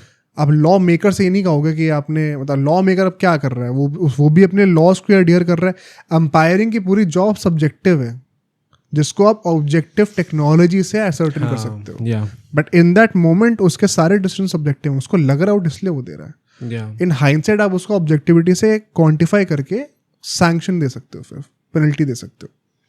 ओके, एंड जो हमारा लास्ट शुरू होने वाला, again I would need some understanding for this. इसमें लिखा है बैटर्स जो कि अटेम्प्ट करते हैं फेक शॉर्ट रन्स मारने का. अगर ये होता है तो उनकी टीम को 5 पेनल्टी रन्स मिलेंगे. एंड जो फील्डिंग साइड होगी वो चूज कर सकती है कौन सा बैटर स्ट्राइक पे आएगा. ये मैं आई am not totally convinced about this. ये तो क्या बैटर्स ये फेक करते हैं शॉर्ट रन्स? कभी उसका रीजन क्या है? मान लो मैं ओपनिंग बैटर हूँ और तुम नंबर 11 के बैटर हो. मतलब मान लो कि कोहली और बुमराह बैटिंग कर रहे हैं और दूसरे एंड से जो है 50 रन चाहिए जीतने को और 100 ओवर बचे हैं अभी. तो कोहली अगर खेलेगा 100 ओवर तो आराम से जाएगा, बट बुमराह शायद आउट हो जाएगा. तो स्ट्राइक फार्म करेगा ना कोहली. मतलब पर ये चीज चेक नहीं हो जाएगी कि उनने शॉर्ट रन लिया है? कई बार डिस्क्रिप्शन पे भी रहता है, कई बार लोग नहीं करते. जैसे आईपीएल में हुआ था ना कि वो साइड लाइन की नो बॉल कितनी बार डाली थी, लोग चेक नहीं कर रहे थे. अगले साल से देखना बदल जाएगा वो, क्योंकि इस साल बहुत कंट्रोवर्सी हुई है. तो वही है कि कोई बंदा जानबूझ के अगर ऐसा कर रहा हो तो आप पेनल्टी दे दो. इंटेंट मैलिशियस हो अगर, इंटेंट के लिए आप पेनलाइज कर रहे हो, बेसिकली रिजल्ट के लिए नहीं कर रहे पेनलाइज. बट ये आप कैसे जज करोगे, वही बात है. मतलब मुझे लगता है कि यार ये क्रिकेट में इतनी सारी चीजें लोग इंटेंट या सब्जेक्टिविटी पे डाल देते हैं कि आप at least make the rules objective. अगर फेक शॉर्ट रन लिया है तो उस पर फिर वो पेनल्टी होनी चाहिए, ताकि फिर आदमी ट्राई ना करे या फिर एक्स्ट्रा ध्यान दे कि मैं नहीं करना चाहता. ऐसा कर दो ना, अगर शॉर्ट रन लिया है, चाहे जानबूझ के लिया, चाहे कैसे भी लिया है, अगर शॉर्ट रन लिया है तो दूसरा बैटरी स्ट्राइक पे होगा, बात खत्म. हाँ, ऐसा कर सकते हो. आई थिंक वो 5 पेनल्टी रन वाला तो काफी ज्यादा एक्सट्रीम हो जाएगा इस बात पे. मतलब क्योंकि मोस्ट केसेस में लोग जानबूझ के नहीं करेंगे ना. हाँ, मान लो रोहित और विराट ही बैटिंग कर रहे हैं, there is no reason to farm the strike. But गलती से रह गया रोहित शर्मा का बैट, नहीं गया ड्रैग करके, तो जानबूझ से थोड़ी करा उसने. आप पेनल्टी दे दोगे. और फिर अगर आपने कह दिया कि नहीं रोहित की जगह विराट स्ट्राइक पर रहेगा, तो क्या ही फर्क पड़ रहा है भाई, दोनों ही बैटर हैं. क्या ही उखाड़ लेगी दूसरी टीम भी. आई थिंक ये जो 5 रूल्स आए आईसीसी के, इसके चलते कुछ रूल्स अगेन वही हैं जो कि शायद क्रिकेट को थोड़ा कॉम्प्लिकेट और करते हैं. And maybe it will take some time getting used to all this, क्योंकि वही एकदम नए रूल्स हैं ये. एंड इम्प्लीमेंट होंगे तब आपको देखने में पता चलेगा कि कैसे एग्जैक्टली प्ले आउट करता है. I think most of them are good, but कुछ जो है ना थोड़ा सा ज्यादा ही, मतलब आप प्लेयर की उंगली कर रहे हो, कभी कभी ऐसा लगता है. मतलब एक वो प्लेयर्स वाला जो कैच वाला है, आई थिंक वो थोड़ा एक्सट्रीम है. And, वो मुझे लगता है कि वही वो बिहेवियर सेट करने के लिए. मुझे एट द सेम टाइम कहीं ना कहीं लगता है इन चीजों से ना, जब इतनी ज्यादा पुलिसिंग करोगे ना, तो गेम्समैनशिप का कॉन्सेप्ट खत्म हो जाएगा. गेम्समैनशिप जिनको नहीं पता इसका मतलब क्या होता है, जैसे फुटबॉल में कई बार फाउल आपको जानबूझ के लेने पड़ते हैं. इलीगल कुछ नहीं है. मतलब मान लो मैंने अगर तुम्हें कुछ जरा सा पुश कर दिया तो तुम एक्टिंग करके ज्यादा कस के गिर गए, बिकॉज गिरने पर फाउल है, लीगली वो फाउल ही होगा, बट तुम्हें थोड़ी सी एक्टिंग करनी पड़ेगी ताकि वो रेफरी के नोटिस में आए. तो गेम्समैनशिप का कॉन्सेप्ट ना क्रिकेट से खत्म. हर चीज आप वही दिखा रहे हो कि स्क्रीन पे डिसाइड होना अल्टीमेटली कि क्या एग्जैक्टली मतलब है इसका, क्या इंटेंट था. It's making the game more accurate, but at the cost of the human factor of gamesmanship. तो it's your choice as a fan कि तुम डिसाइड करो तुम्हें क्या लगता है, तुम्हें क्या चाहिए. वो वाली बात है. मतलब वही बात है, आई वुड प्रेफर कि यार थोड़ा एक ह्यूमन फैक्टर रहे गेम के अंदर, क्योंकि हर चीज ही अगर टेक्नोलॉजी बेस्ड हो जाएगी तो ये, बट ये भी वही बात है ना, अभी हम चिल के बोलने का, वर्ल्ड कप फाइनल में हम पाकिस्तान से मान लो हार जाए because of an error of the umpire, हम तोड़ देंगे जाके. नहीं तोड़ देंगे तो, पर है ना ह्यूमन एरर है वो अंपायर. हम सोचेंगे ना कि बहुत ही ऑब्वियस ह्यूमन एरर था, हम हार्ड डन हो गए, नहीं होना चाहिए था ऐसा. It costed us a world cup against Pakistan. वो वैसे बिगेस्ट पॉसिबल क्या एक एक्सट्रीम हो सकता है, मैं उसको लेके कह रहा हूँ. हाँ, पर ठीक है भाई, देखते हैं रूल्स कैसे प्ले आउट करते हैं. एज फॉर दैट हमारे पॉडकास्ट में आज ये सारी चीज़ें डिस्कस हुई थी. एंड आप सबके जो थॉट्स होंगे, क्योंकि स्पेसिफिकली जो लास्ट वाला सेगमेंट था, आई एम प्रीटी श्योर सबके थॉट्स होंगे कि कैसे चीज़ें प्ले आउट होनी चाहिए. इवन वो टेस्ट मैच वाला कि आगे जाके क्या फ्यूचर होना चाहिए, सबसे कंट्रोवर्शियल है मेरे ख्याल से. क्या चीज़ अच्छी है, क्या गंदी है. एंड बाकी भाई टेस्ट मैच स्टार्ट होने वाला है, तो आई एम प्रीटी श्योर आपकी प्लेइंग 11 भी रेडी होगी, किसको होना चाहिए, किसको नहीं होना चाहिए, बुमराह को क्या खेलना चाहिए, नहीं खेलना चाहिए, उस पर भी आपके ज़रूर सजेशंस होंगे. तो ज़रूर हमें वो कॉमेंट्स में अपना बताइएगा. नेक्स्ट पॉडकास्ट आई थिंक हम लोग अब फ्राइडे सैटरडे के आसपास, हाँ मतलब उसी टाइम के अराउंड आएगा. अब पता चला टेस्ट मैच भाई 2-3 दिन में ही खत्म हो गया, जो कि वैसे बहुत डिफिकल्ट है, बट हो गया तो जल्दी निकाल देंगे भाई उसको. बट इस महीने के लिए थोड़ा सा ऊपर नीचे रहेगा. वही या तो मंडे ट्यूसडे में से वीडियो आएगी और फिर फ्राइडे और सैटरडे में से कभी मतलब वही आप एंकर मान के चलो ट्यूसडे और सैटरडे को हाँ और उसके अराउंड 1-2 दिन आगे पीछे निकलेगा रहेगा। वो जब भी रहेगा आपको दिख ही जाएगा। आप नोटिफिकेशन ऑन करो, सब्सक्राइब कर दो चैनल को। इसीलिए पर्पस ही नोटिफिकेशन ऑन करने का कि जब भी एपिसोड है तो आपको पता चल जाए। बाकी अगर आप चाहते हैं कि हम लोग स्टोरीज वगैरह और लेके आए वापस, तो शो मोर लव एंड वो 3 पॉडकास्ट हम दोबारा कर देंगे। Let's see, we are also waiting कि कैसा रिस्पॉन्स रहता है। बाकी आप लोग सपोर्ट करते रहिए एंड आपसे बहुत जल्दी मिलेंगे अगले एपिसोड में।